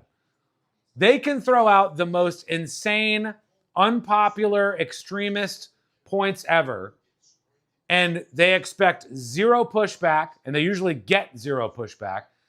But if somebody disagrees with them and holds a mainstream, very popular position, well, they hate them. They bring signs about hating them. One lady went viral in the last couple of days. Her sign said, "I didn't think I could hate one more than Caitlin Clark, and now I hate Sophie Cunningham more." And you go, really? You hate them? Why? For the grand crime of disagreeing with you? And now the WNBA is going to be eaten alive by their own extremist side of their audience who hold very unpopular opinions and want to foist it onto their audience. They find themselves between this sort of rock and a hard place where you're just starting to get popular as a league. People are just talking about the WNBA. And then now you're making them not want to support the league because if somebody dissents or disagrees, they get pummeled by their own fan base. I'm wondering if they wish they didn't get into this to begin with. Her viewpoint is BS because she doesn't understand the issue. She thinks regular guys are going to be in the locker room. What's a regular guy? What's a regular guy? They hide from the press when they have controversy. So dumb. Well, no, they don't. They hide from the press when the controversy is on one side. The rest, this is the whole point. The other WNBA players can have insanely unpopular political views, out of touch with the mainstream populace in America. They can believe anything they want, and they'll never get any pushback. But if you disagree and you have a popular point of view, that's when you get the pushback. It's because socially they're trying to bully you out of what are obvious positions. That's what's happened. And that's kind of screwed. That's screwed. Coming back. Here, go to millsair.com. Hi, I'm Kyle at Blindster.com. Tired of overpriced blinds? Blindster makes custom blinds simple and affordable. You measure at home, install yourself, and save big. No retail store markups, just custom blinds guaranteed to fit. Blindster.com. Vehicles under 20 grand. Now at RC Hill Mitsubishi in DeLand. Just go to rchill.com.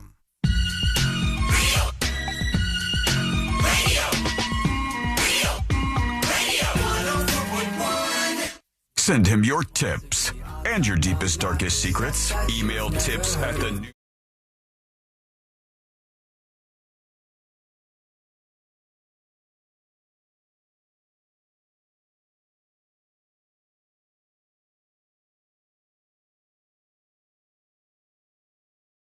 What's going on in courtrooms and some of the bigger cases out there.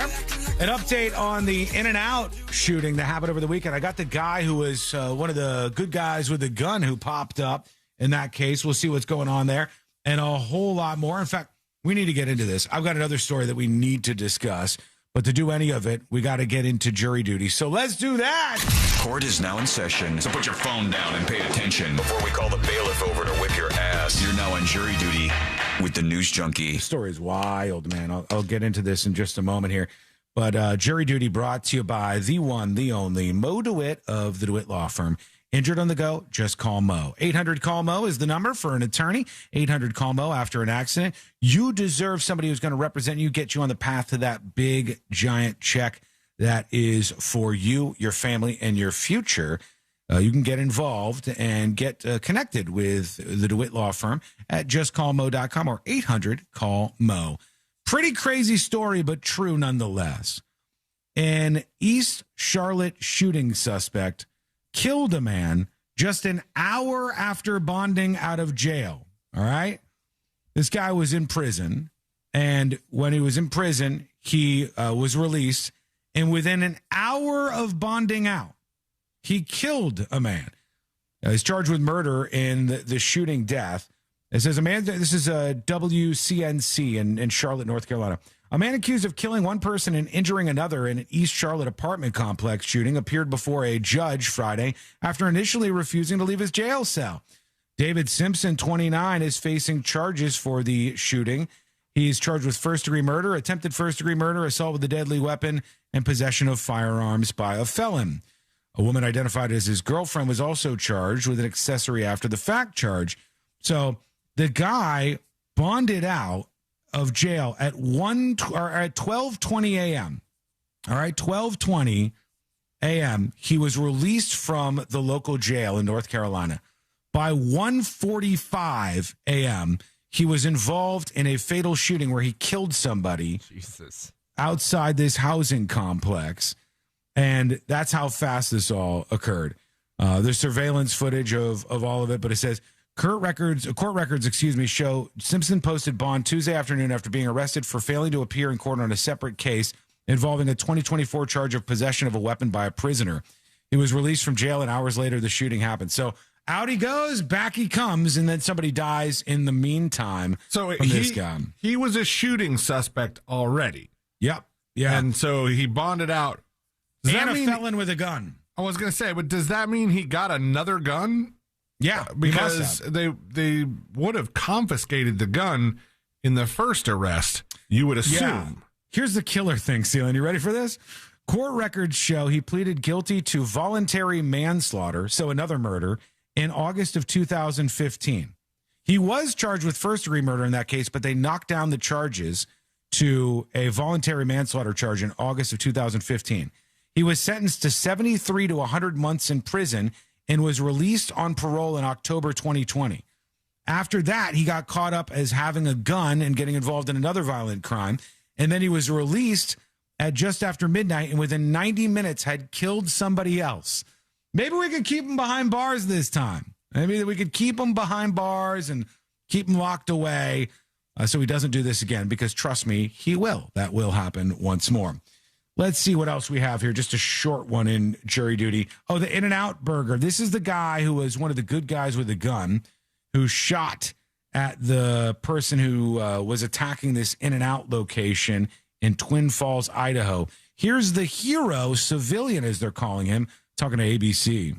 And 35-year-old Jordan Salinas fired back. I peeked around the right-hand side of that sign closest to the road, and that's where I saw the individual with his rifle pointed at the vehicles. Authorities believe those heroic actions drove the shooter from the scene and likely saved lives. He seemed unusually comfortable aiming that rifle at those cars, and then as soon as some rounds started coming at him, everything changed. Get his ass. Immediately, all that, all that bravado he had immediately crumbled. And so they show him outside. Josh is right. This guy's gun, I don't know what kind of gun this is, but it's got to be a revolver of some sort. It has a long barrel. Yeah, it's got a long barrel on it. And then he fires off some shots at this guy. And then I guess the guy started firing back at him. And so he jumped into the bushes, which is, that's not the most heroic part of his whole experience. Well, but you don't want to get hit. I don't either. Yeah, I guess they were firing. Wait. The hero right jumped in the bushes? Right here. Yeah. So he's shooting. Ready? He's shooting. And then there are a couple of shots come back. And he jumps in the bushes. And then so, I mean, I probably would have done, I probably wouldn't even been brave enough to shoot back at the guy, but that's what he ended up doing. Jordan Salinas, the hero, one of the people intervening. And there was another off-duty officer, I think. Two good guys with a gun at that, one in and out. I think Jordan Salinas was the one that, and this might be in the same interview somewhere, he said that he decided to go get gun lessons, like shooting training, after a previous mass shooting. Like really? He's like, I'm going to do something if this happens around me. I don't know if he was like at the mass shooting or it was something he saw on TV, and he was like basically made a decision like, I don't want to have to be in this situation and be powerless. So he got firearm training, and now he's the good guy with a gun. Unbelievable. And very quickly, in Spokane, Washington, a man has been arrested, believed to have been the person who ignited on purpose one of 3 wildfires, the largest of the 3 in Spokane, Washington. For those of you on youtube.com/the news junkie, this is what the wildfires did to one neighborhood in Washington. Gone. Jeez. I mean, gone. Looks worse than a tornado. I've never seen anything quite like this in my entire life. But this guy has been arrested for purposely lighting this fire. Oh my gosh. I've never seen this in an area where there's a lot of basements. So all the houses are just these great big holes. Holes, yeah. It's just holes underneath the homes because they all completely burned up in this neighborhood. And Aaron Farinacci, 37, was taken into custody, being held on $1 million bond. He'll be out within an hour to do it all over again, I guess. But he lit this on purpose, and somebody saw him looking nervous at the scene. Now they have him in custody. All right, quick break. Back with the Power Hour. Don't miss it. A lot of great clips for you to kick things off. That's coming up next on the News Junkie. Your chance to win $1,000 in your hand is minutes away on Real Radio 104.1. Brought to you by Mills Air. From the Clausman Law Traffic Center, car crash, call Clausman Law. ClausmanLaw.com. The left lane's only blocked now southbound on I-95 before U.S. Highway 1. Traffic's getting by a little bit better, but there's... Let's get ready, everybody. The Power Hour is just moments away.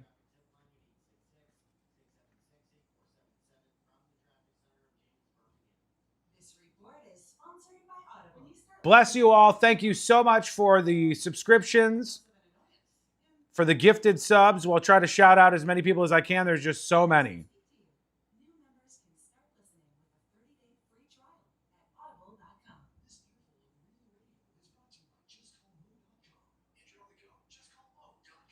Back in just a few minutes. What song should we end on today? What song makes sense in the context of the show? I need something good. A banger.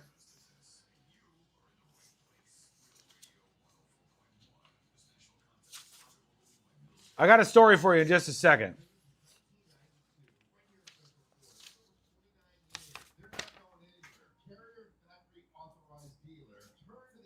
Cracker Barrel has done it again.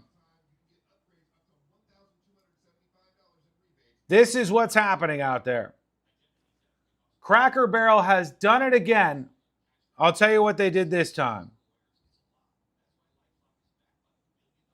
And of course, tonight we'll be watching these elections. See if Haley can pull off an amazing victory that nobody thinks she can do. Mostly because she probably cannot do it in the state of Michigan. Cracker Barrel has done it again. You thought you were mad when they took Uncle Herschel away from us? You thought they were mad when they changed the signs and the decor in Cracker Barrel? You thought there was outrage that led to the CEO just a couple of weeks ago announcing that she's stepping down, relinquishing her crown as the chief executive officer at Cracker Barrel? You ain't seen nothing yet, Cracker Barrel fans. Here's the deal. At Cracker Barrel, they have officially discontinued the Sunrise Sampler. RIP to the Sunrise Sampler. They have taken it off the menu. The Sunrise Sampler has been killed by Cracker Barrel executives. The famous platter that combines eggs, grits, fried apples, hash brown casserole, sausage, bacon, country ham, biscuits, gravy, the whole shebang. They called it the goat of all breakfast, but it's not available anymore. They have taken the Sunrise Sampler away from you, Cracker Barrel fans. This is an artery clogging bridge too far? True. Proof of the state of the recession? True. We're financially never going to recover from this. Cracker Barrel, the old country store, has taken away the Sunrise Sampler. What's next? Uncle Herschel's whatever? What's next? Unbelievable.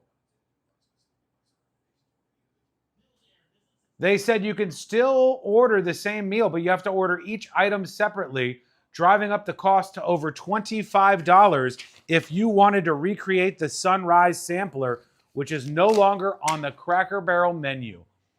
I can't even believe this. I don't even know what to say. I don't even know what to say.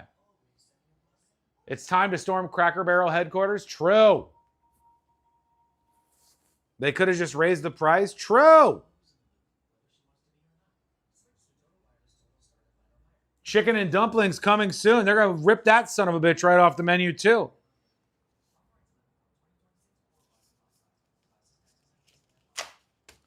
You know what?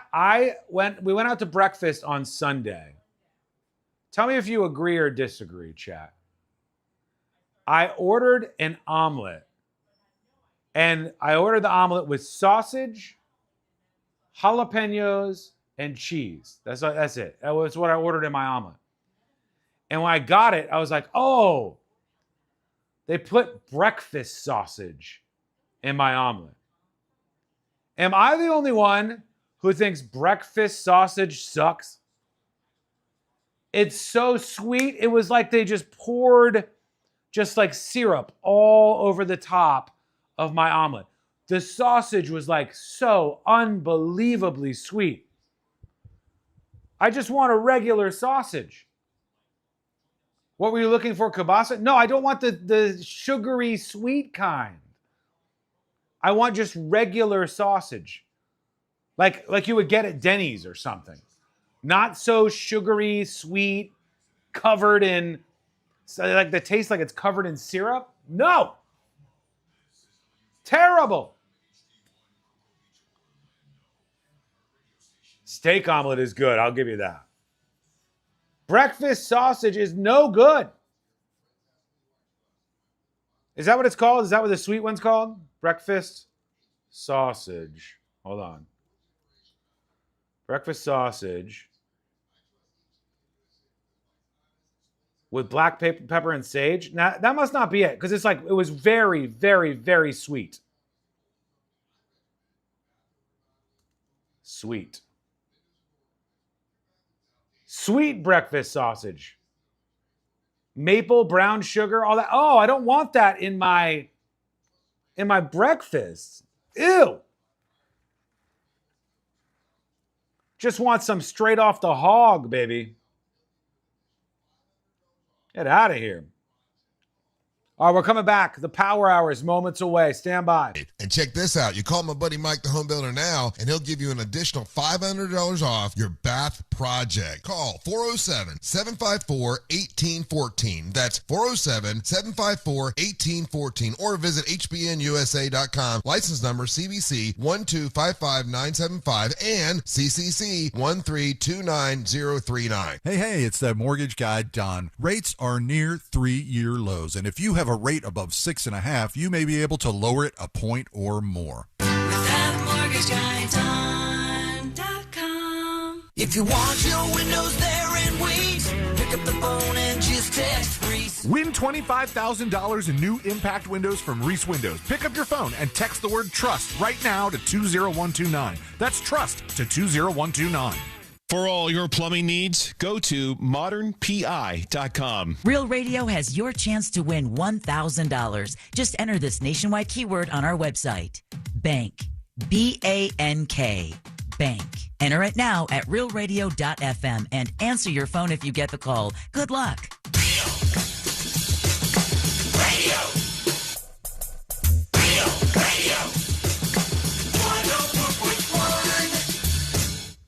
high-diving face first into the world's most viral newsroom. This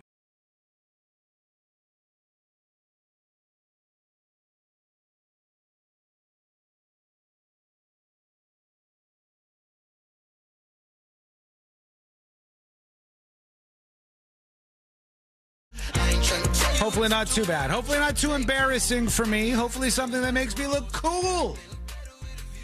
Why are you making that face? Why are you making that face, C-Lane? What is that about? What is that? Can you maybe use the clip in the Power Hour to make me look cool for once? Just like I'm saying cool. I mean, cool. The word cool is in the clip. Oh, it's in it? Yeah. Oh, that's good. Okay, cool. All right, good. Yeah. That should work out then. Yeah. But it doesn't make me look bad. You're not trying to make me look like a fool Cool or is in there. embarrassing Cool, me. yeah, Cool. yeah. You keep saying that part. You know what? Let's just do it so we can figure out what's happening here and then get past this because I've got a couple of clips to get into. So let's do the Power Hour. They said it couldn't be done. Then they said he's like Hitler, only cooler. It's time for the Power Hour on the News Junkie. See? It's not necessarily bad what I said there. Because he's like Hitler, but he's cooler, implies that Hitler is not that cool, but this other person is. And you're like, I think there's a little explaining going on. That means there's a little losing. Possibly, maybe. Jonah Hill's going to beat your ass. No, he's not. There's no way. There's no shot that he could do that. I have somebody who's very upset, and they've posted a video online because, of course, that's what they do. Taxpayers paid for a new library in Seattle, Washington, to the tune of over $160 million. Whoa.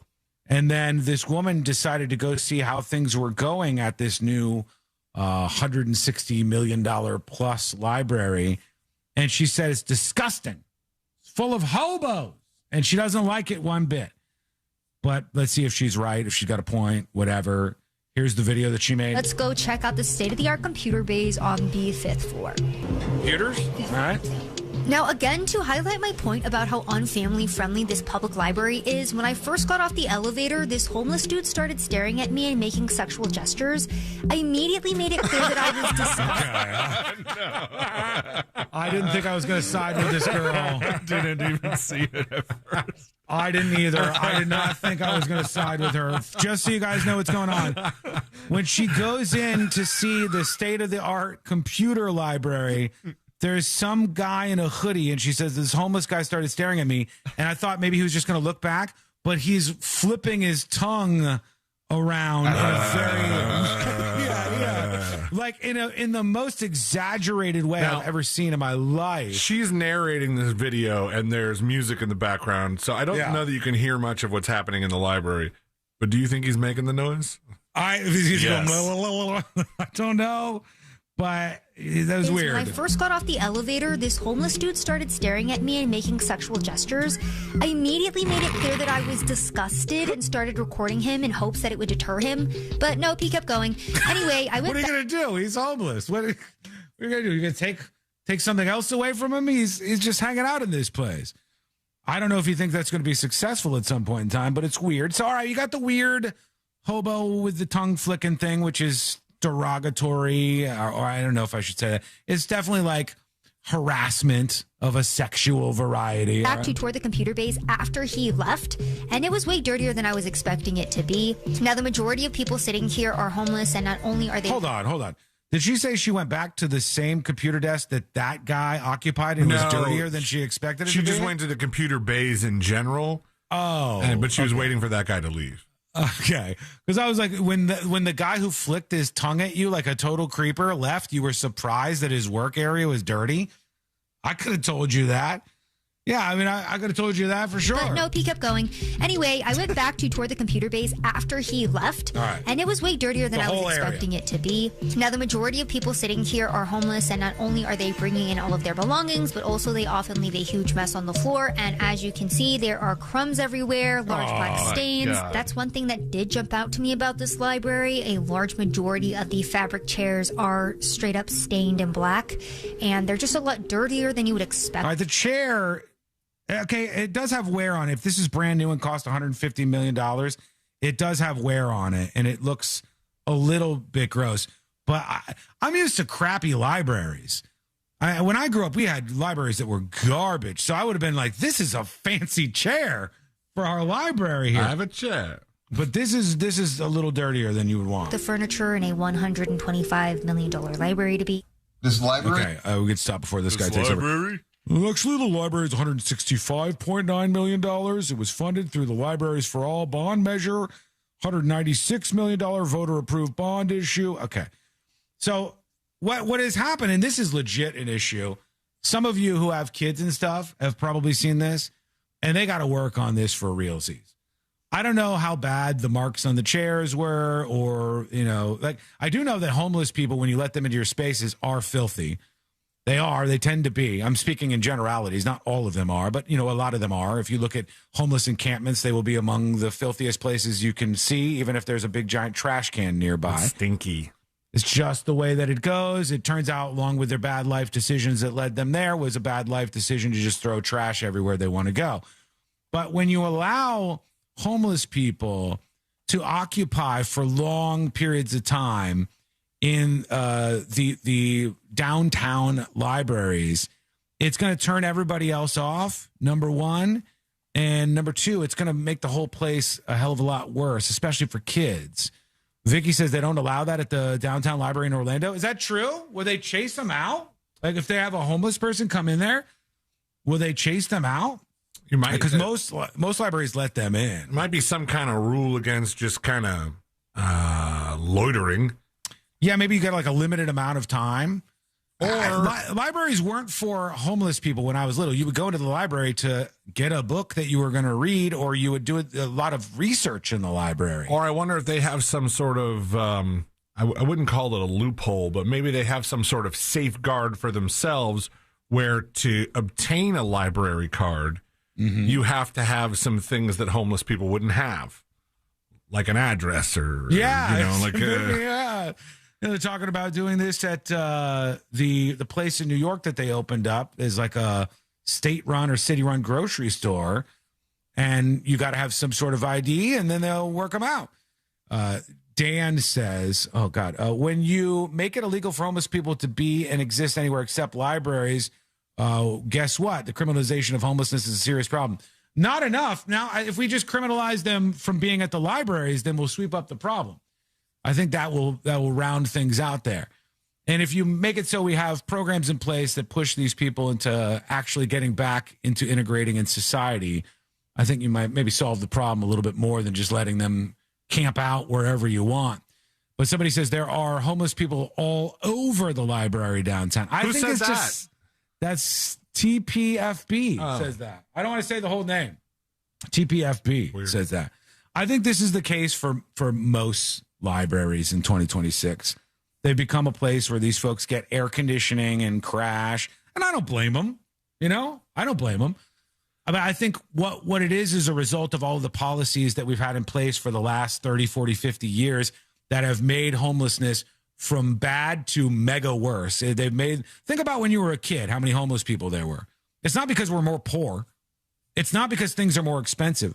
There are more homeless people than when you were a child. When you were a little kid, there are more homeless people now that you see all over the place because the policies to handle homeless people are broken.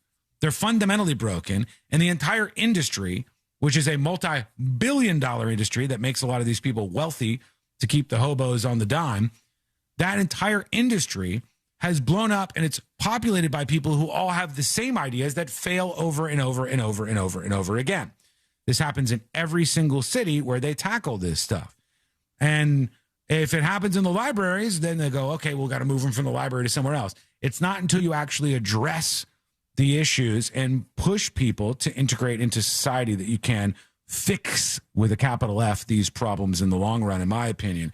I've been on that front for a very long time. I will continue to be on that front.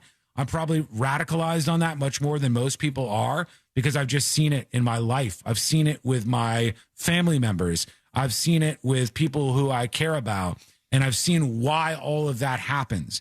And I've seen the ways that you actually can pull people out of that spiral. And it's not to let them wander in the library all day or let them openly do drugs in your city or let them sleep wherever they want. It's when you push them to integrate with the rest of society.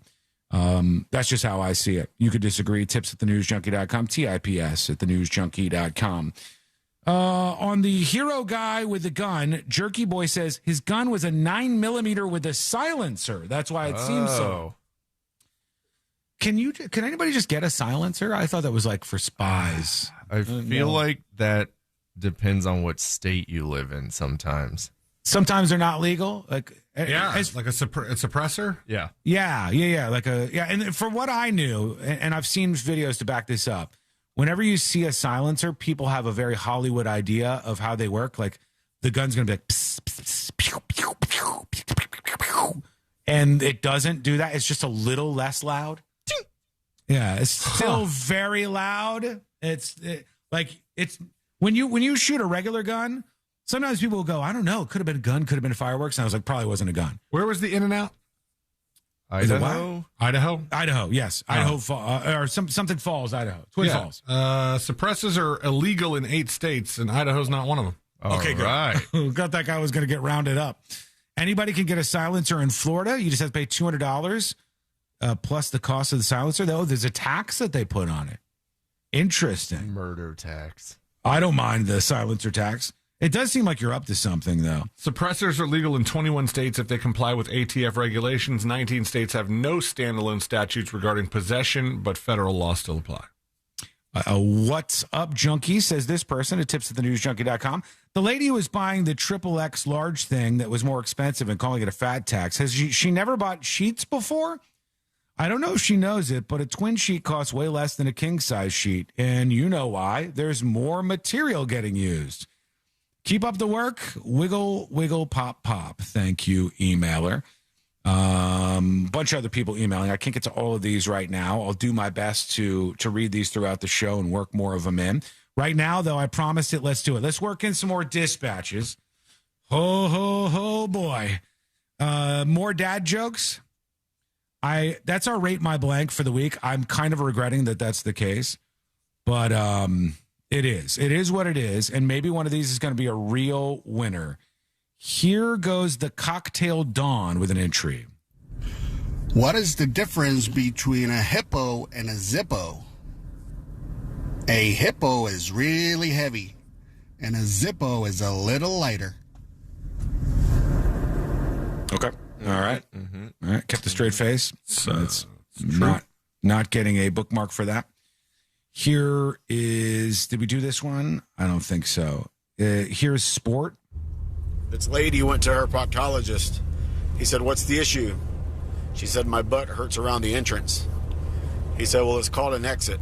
And it's going to continue to hurt if you use it as an entrance." Okay. You know, here's the thing. That was it. Women don't go to the proctologist. Is that true? They don't have a prostate. They don't have a prostate.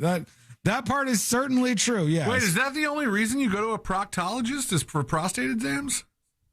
Pretty sure. I believe them. I believe I've never we'll been to a see. proctologist. Not yet. Time is coming. I know. Here's the real Ken with another joke. Maybe this one's good. Why are baby strawberries always crying? Because their parents are always in a jam. Huh. I was wrong about proctologists, by the way, before all the messages come in. They do more than that? Yeah, they do all of the lower intestinal stuff. Okay, yeah, so anybody could go to that. Here's 2 tickets to Pound Town. What do you call a dog with no legs? It don't matter, he ain't coming to you. These are so bad. One more, Missy. Hey, junkies. What do you call a psychic midget that's escaped from jail? A small, medium, at large. I do like that joke. Yeah, and it That costs was less than the extra large. that one was better. One more. Here's Drizzy. Hey, this is Brother Dev here. What's a kidnapper's favorite type of shoe? Oh, no. White Vans. You laughing is not going to help. You're not going to get a laugh out of us, and this puts you in the finals if you laugh. One more. This is it. This is all I'm doing. Here's no Ian Corey. Hey, News Junkies. I got a dad joke here for you. What do you get when you cross an Australian elephant with a rhinoceros? Elefino. You're welcome. Okay. It's kind of funny. You almost got Josh. You Kinda almost funny. got Josh. There we go. His We're keeping it cool. whimsical heart is really losing it for us. Elefino. We are not going to crack. We are not going to give them any gift laughs. They have to earn them, and they have to be good. And some of them might be. Hey there, junkies. Longtime listener, seldom dispatcher. So back in the 90s and early thousands, when scientists were messing with genetics and trying to clone Dolly and all that crap, my dad told me about an experiment where they tried to splice a crab's DNA with a cheetah's DNA. Oh boy, it went sideways real fast. For drizzle. I like it. It's science. All right. I get You it. guys that are hearing these, this is what we've been delivered so far. So some of these are going to be good. Most of them are not. But these people have to move on to the finals, and we have to crown a winner at some point this week. That's it for now. Somebody texted in one yesterday that I thought was pretty fun. It was, what do you get when you introduce human DNA with goat DNA? Oh, I don't know. What? Kicked out of the zoo. You should have sent that one in. That doesn't count, though. That's more like an almost an anti-joke than a dad joke. That's like a Norm Macdonald joke. That was good. That one would have been number one on the list right now, folks. Man, that texter is probably steaming right now. Oh, you really screwed the pooch on that one. If you got a banger like that, if you got a banger like that, introduce it to us. The competition is so slim on Rate My Blank this week. There's only one person who's been bookmarked so far going into the finals. Record yours over at thenewsjunkie.com. Just hit the dispatch button. Bam, it's like that. When we come back, we're going to continue on with the Power Hour. We'll get into the new bourbon virus. That sounds frightening. We'll see what's going on with that, and if you need to worry about it. Something that happened in an IKEA is popping up in the viral news, and I'll explain what's going on. That, too, is coming up next on the News Junkie. Every day at Real Radio, we prove that we're human. Now it's your turn. What is this? Stool sample? Just send us a talk back with our free iHeartRadio app and prove that you're guaranteed human. From the Odoo.com Traffic Center. Odoo.com, the only. Hey, folks. Power Hour rolls on.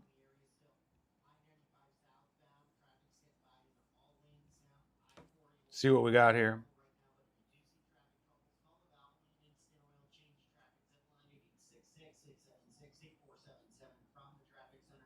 Jay Clayton has been formally sworn in as the U.S. Director of National Intelligence. Tulsi Gabbard out, that guy in. His nomination was being held up. And when he said that he would not push forward with the defense fund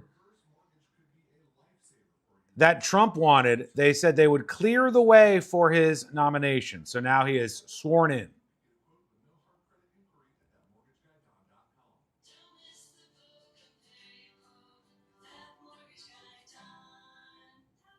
We'll see what happens with him.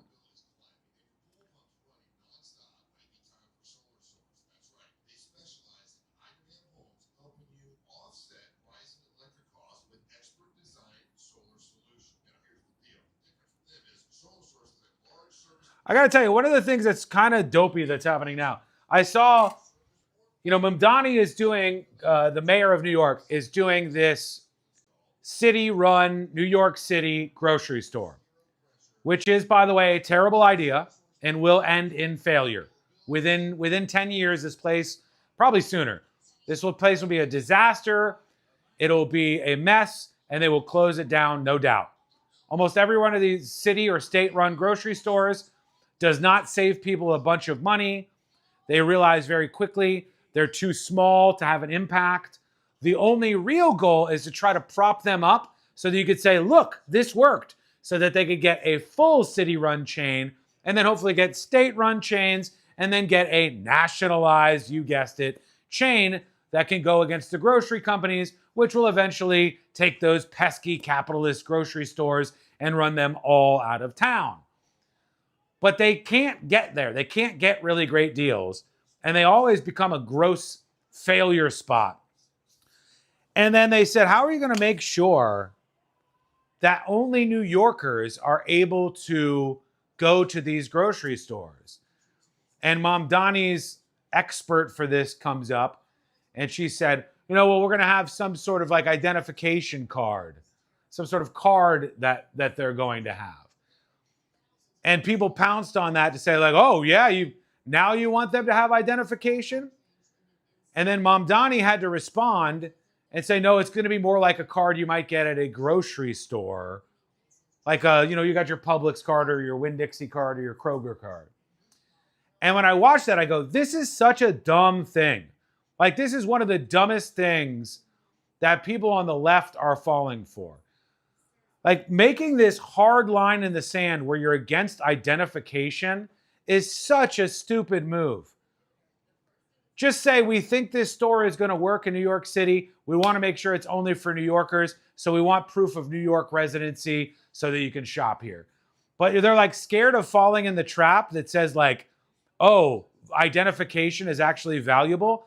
That is so stupid and so ridiculous and such bad strategy. They should abandon that immediately. Just say, yeah, you know what? Voter ID is fine. We want to make sure that people are registered voters. We don't want to make it too difficult.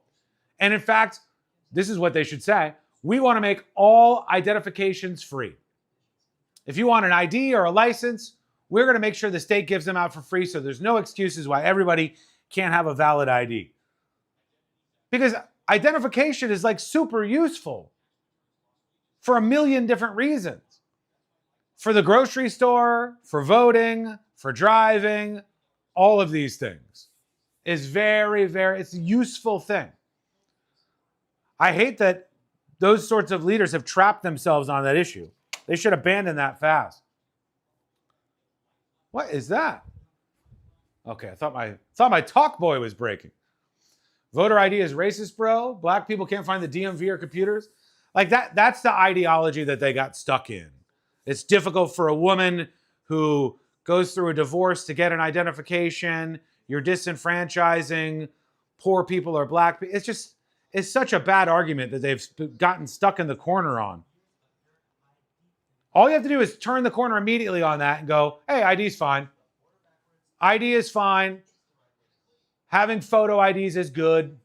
We agree to, but we don't want the barrier to entry to be that people have to pay for them.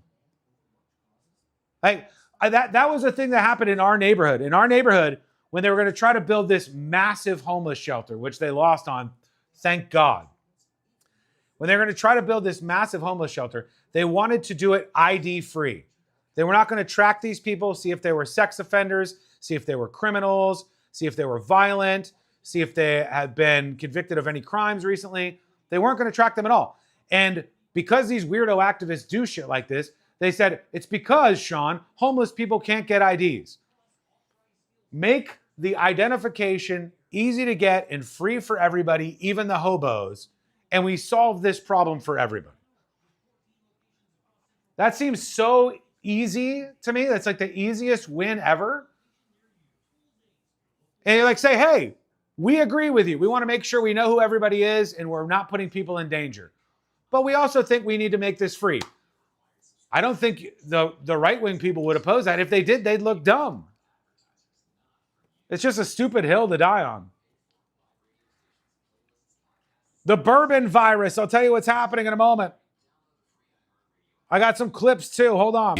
It's the same radio you've never paid for. Live radio stations, playlists, podcasts, and artist stations all in one app. So if you haven't already, download the free iHeartRadio app. Free radio. Always has been, always will be. Now wherever you go. iHeartRadio. Trajan Wealth, your trusted local fiduciary advisor. Visit TrajanWealth.com. Real Radio has your chance to win $1,000. Just enter this nationwide keyword on our website. Bank. B-A-N-K. Bank. Enter it now at realradio.fm and answer your phone if you get the call. Good luck.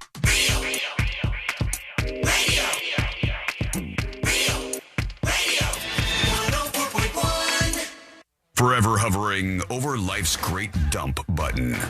You're listening to the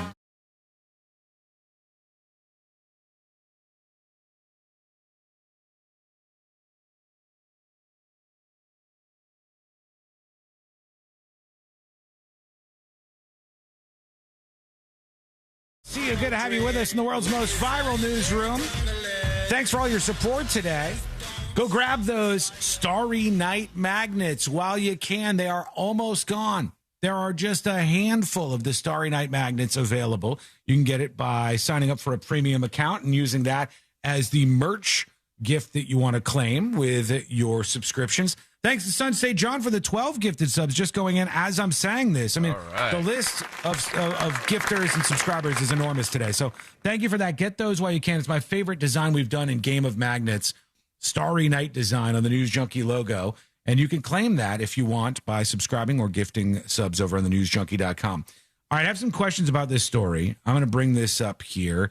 I did not know this was a thing, but there is a guy who is trying to go to Cabela's, which I believe is kind of like a Bass Pro Shops. Yes, correct. I think it's the same company, actually. Oh, is it right? You're right. Like, you know how like Panera Bread has Atlanta Bread Company, or actually this will make more sense, Checkers and Rallies. Hardee's and Carl's Jr. Yeah. Okay, so it's like different in different places, but McDonald's and Macca's.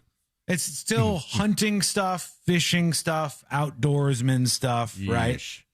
So this guy wants to go to Cabela's. Picture Bass Pro Shops if that's your local place. And he's driving by with somebody else, or somehow he sees that the traffic sucks. So this guy says, I'm going to wait in the traffic. There's so much traffic on the way to Cabela's. It's going to take me forever to get there. So he gets in his helicopter and he flies to the Cabela's, right? And I think they even have like body cam footage. Hold on, of the cop walking up to the pilot. I want to know about studies. Who's in this helicopter? It's a pre-roll. I'm stopping. I'm just booting that out of the way. The cop goes up to the helicopter, asks the guy a whole bunch of questions. Hey, did you really do this? Here he goes. There's a chopper in an empty parking lot. Flew his own helicopter to the Cabela's to beat the lines. So the cop goes up there, right? And when I see this story, I go, okay, I get it. You know, he's going to get in trouble. It says a man flew his helicopter from Rosendale to the Cabela's parking lot in Richfield on Saturday this weekend. He decided the drive was too long and he wanted to fly to the store instead. The Washington County Sheriff's Office got a call about that, and a deputy responded. They met up with the pilot of the helicopter, a 69-year-old man, who said he flew to Cabela's because the drive was too long. Dude, good on this guy for just having a helicopter at 69 and going, cool. I'm going to go buy some ammo. Yeah, I'm going to Cabela's and I'm going to fly out of here. He said the drive was too long. Here's the kicker. The story from Fox 6 says he was properly licensed, landed safely, complied with all applicable FAA regulations. Sure. And took the time to answer the deputy's question regarding helicopter landing requirements. The sheriff's office added there were no violations or arrests. It was just a unique way to make a shopping trip to avoid all the roundabouts in front of the Cabela's store. He didn't even get in trouble. I don't think he did anything wrong. So you could just fly to places like this? He's just in a parking lot where he's landed his helicopter. I mean, as long as he's followed the rules of the FAA as far as air safety, and you don't have any local rules or anything about landing your helicopter in a parking lot. I mean, people used to land helicopters all the time. This is a big golf thing, right? You have a big golf tournament. I think some of the music festivals do it too for some of the bigger acts. You have a big golf tournament, and so you fly into like an executive airport. And then you get on a helicopter and they take you to a field close-ish to the golf tournament because you're rich and you're doing rich guy stuff. Yeah. And then somebody picks you up at that field. They used to do it at the YMCA by my house all the time because it was right by Bay Hill. So people would fly in for Bay Hill. They would land helicopters on the soccer field. And everything was cool. You can't just land a helicopter on a soccer field? Well, they cleared it with the YMCA first. All right, let's say Josh is building his house. Unless it's an emergency. I mean, then you can really do it. Josh is building a new house. Okay, right? He's already got a house, but he wants to move away from Pallet Man. So he's building a new house. and he builds this big, giant house. And Josh goes, my house is going to be 3 stories tall. And on the top floor, I'm going to make it flat so I can build a helipad. Yes. And then I'm going to fly my helicopter around town wherever I want and land at places where I'm allowed to. And then I'll fly back and I'll land on my helipad at my house. Are you allowed to do that? I think the thing holding you back would be if your neighborhood had some sort of HOA that would be like, no, you can't build a helipad on your property. Ooh. I thought that was everywhere. I thought like the same way you can't just build a runway on your property. Sure I thought you couldn't. Well, dude, I mean, remember that video we had of the guy in Alaska that went to like not a corner store. I think he went to some like store, like restaurant. I mean, the way I'm describing it out loud, it sounds like I'm talking about Cracker Barrel, but it wasn't a Cracker Barrel. But this is like rural Alaska where kids get their pilot's license before they get their driver's license because there's nowhere to drive there. The way to get around is airplanes. And there was a guy that just left this diner and hopped in his small plane and turned onto the road that the diner was on, and he had enough space to take off, and he pieced out. This seems pretty like cool. You should. That's very cool. But you shouldn't be allowed to do that. Like, they've been talking a whole bunch about Orlando International Airport and how they're building this vertical takeoff section of the airport that's supposed to be ready by like 2030, maybe 2035 or something, because they're going to start, there are these companies that have these basically gigantic drones that you ride inside that'll do flights to Tampa, right? They a couple weeks ago, it was all over the news. They were talking about it a bunch. And in my head, I was like, why do you have to have, unless it's just as a meeting place as the pilot to take these things back and forth, why do you even have to have the vertical takeoff airport when you're just the vehicle that in question is pretty small? That helicopter the guy was in is not that big. I assumed there were rules on everything flying above us. I didn't assume that you could do this. I think this is what the person was talking about. Is this the chopper dude flying to McDonald's? I wasn't thinking McDonald's, but somebody in chat said that. He's flying his chopper. You can't just land at a McDonald's. Hey, yeah, you can. Free will, baby. It's what he's doing. Yeah, we're coming in. He's pulling up to a McDonald's. I thought there were way more rules than this. So it's like if I fits, I sits. Kind of. What's that from? I don't know. Internet. So he can fly. It's so weird. So here's a McDonald's drive-thru over here. He flies into the middle of the field, but this isn't his field. This is not right. So that part is up for debate, whether or not he can land on somebody's field when he doesn't have permission to. But landing in a parking lot, I mean, again, it would be up to the retailer to tell the guy, "Hey, listen, we don't want you landing helicopters in our parking lots anymore." That's fine. That's crazy. Somebody said they're selling single personal drones on Temu. Like you could buy them yourself. Yes. This sounds like a catastrophe. I would not trust that. I've already seen a YouTube video where somebody puts together this Temu drone that you can actually you can not only ride in it and fly it like first person, but it's also remote controlled like a traditional drone. And these two guys not only put it together, but they went out in the field and tested it out. And they were a little scared of it, but also fascinated by it.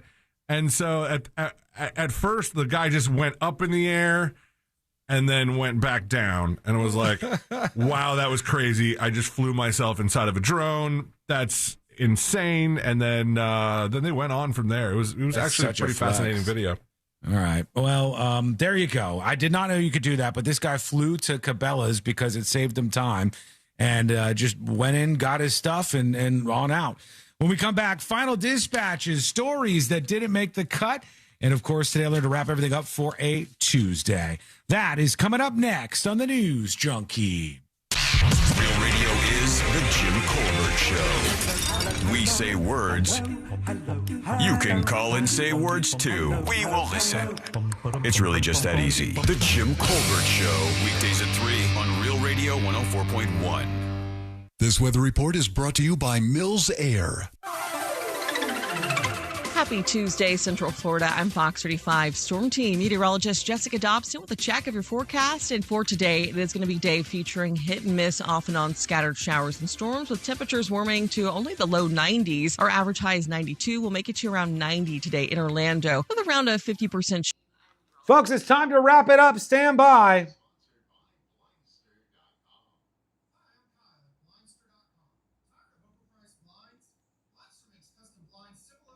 It's time for you to rate the show. Rate the show. 10 out of 10, it goes into the Hall of Fame over here. 1 out of 10 into the Hall of Shame in the corner. We all cry. It's a sad, sad day. Now, here's the deal. We are ending the show today with Limp Bizkit. What song from Limp Bizkit should I get right now to end the show as I print this? The best Limp Bizkit song to end the show on. Nookie? Break Stuff. Thank you, Hailfire. I Want It That Way. I don't think that's them. Behind Blue Eyes. That's slow. Nobody Likes You. That just seems hurtful.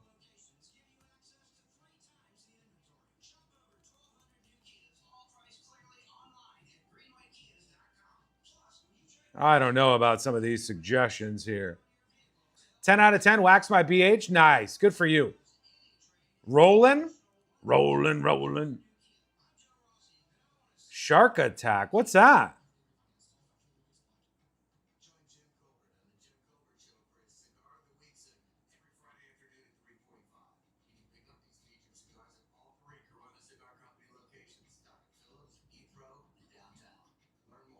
All right, let me cue the song up.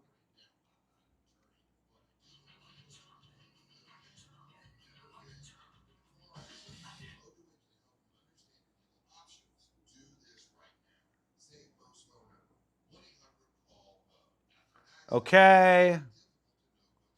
Set a little fade in, a Rooney. Okay, that's ready.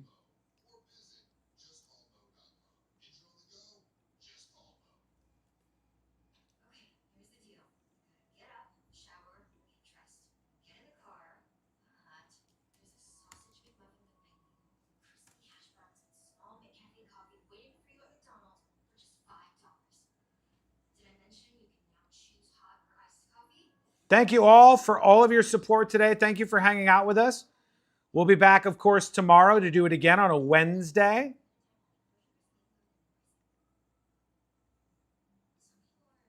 Just getting this last little song queued up.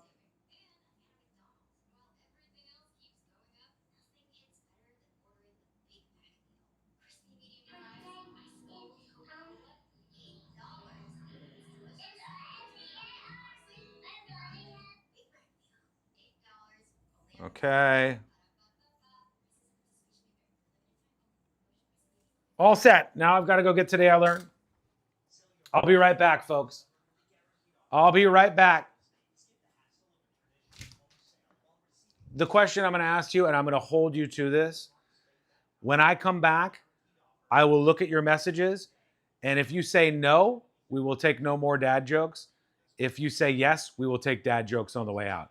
It is in your hands. Yes or no, final dad jokes.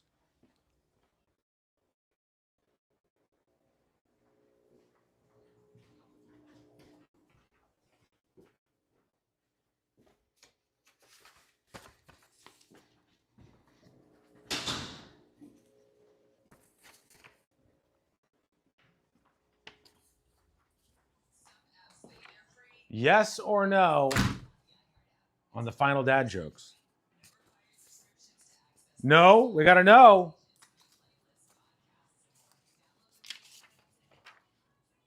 We got to know. We got one yes, two yes, F yes. No, oh, it's like 50-50.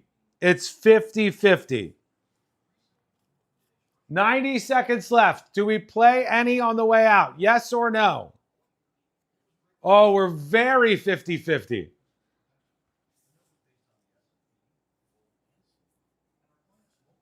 Dad jokes are how I roll. I get it. No. Yes. Oof. Oh, boy. You're very torn on this. Last minute decision.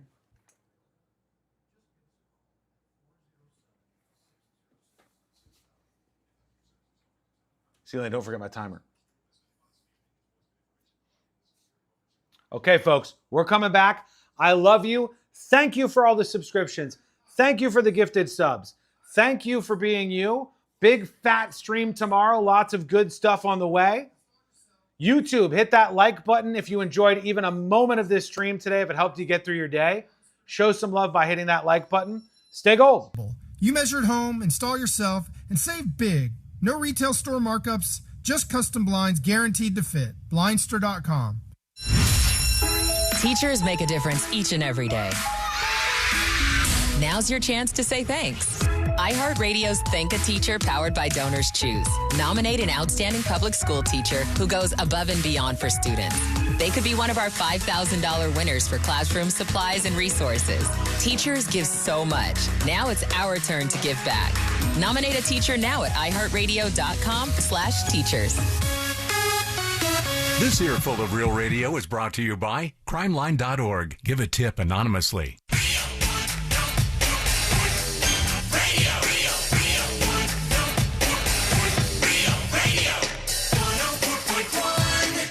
On a constant quest to stay calm, like that bear in the hammock. This is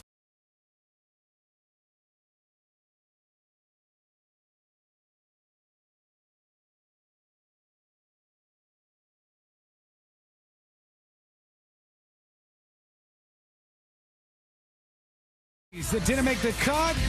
And today I learned to wrap everything up for a Share the Show Tuesday. Thank God we got you to share the show. Tell somebody about the show today. Learn more at thenewsjunkie.com. Not a lot of time, but I'm going to try to squeeze in some dispatches. And brace yourself. The people on chat wanted a few more dad jokes on the way out.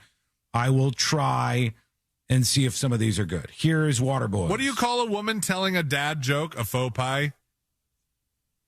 I don't know what that was. What? A faux pie? A faux... okay. We're going to have to move. Here is... Faux pie. Mo Manji. Hey, guys. I hope you guys are doing well. So I figured I'd try this dad joke thing out and see how I do. But I heard Sean started working out. You know what his favorite exercise is? It's jumping to commercial. Bye. Okay. All right. I like the notification sound in the middle.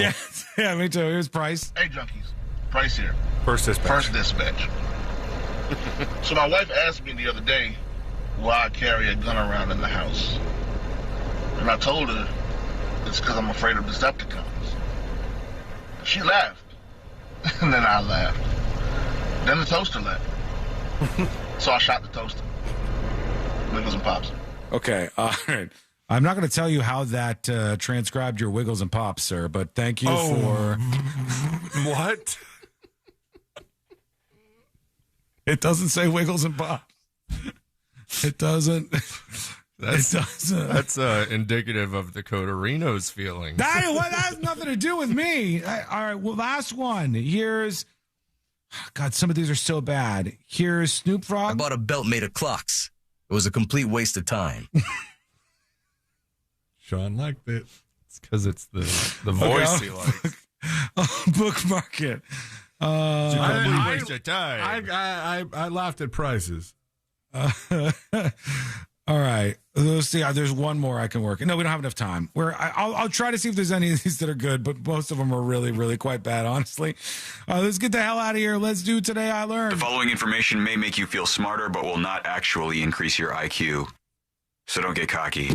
Now it's time for what we call Today I Learned. We'll get to any of the Nolan Wells stuff tomorrow. Still waiting on the autopsy results on that one. And the rare and deadly bourbon virus hits the United States with a victim identified as being infected in his own backyard. The bourbon virus also coming from the same tick who causes that meat allergy thing. Oh. And finally, on the way out, today I learned this band. Limp Bizkit. That's right, Limp Bizkit. The band Limp Bizkit chose their name to turn away people who would judge music by the name of the artist alone. They said we purposely Sounds like it picked probably worked. a really terrible name. And it is a pretty terrible name, but people called for Nookie to be the outro song. So let's do it. Thank you to Limp Bizkit. Thank you to Josh. Yes. Thank you to C-Lane. Thank you to you. You're welcome. Thanks for the gifts. Thanks for the subs. We'll see you next time. Same time, same place. Missed any of the show? Get the podcast at thenewsjunkie.com.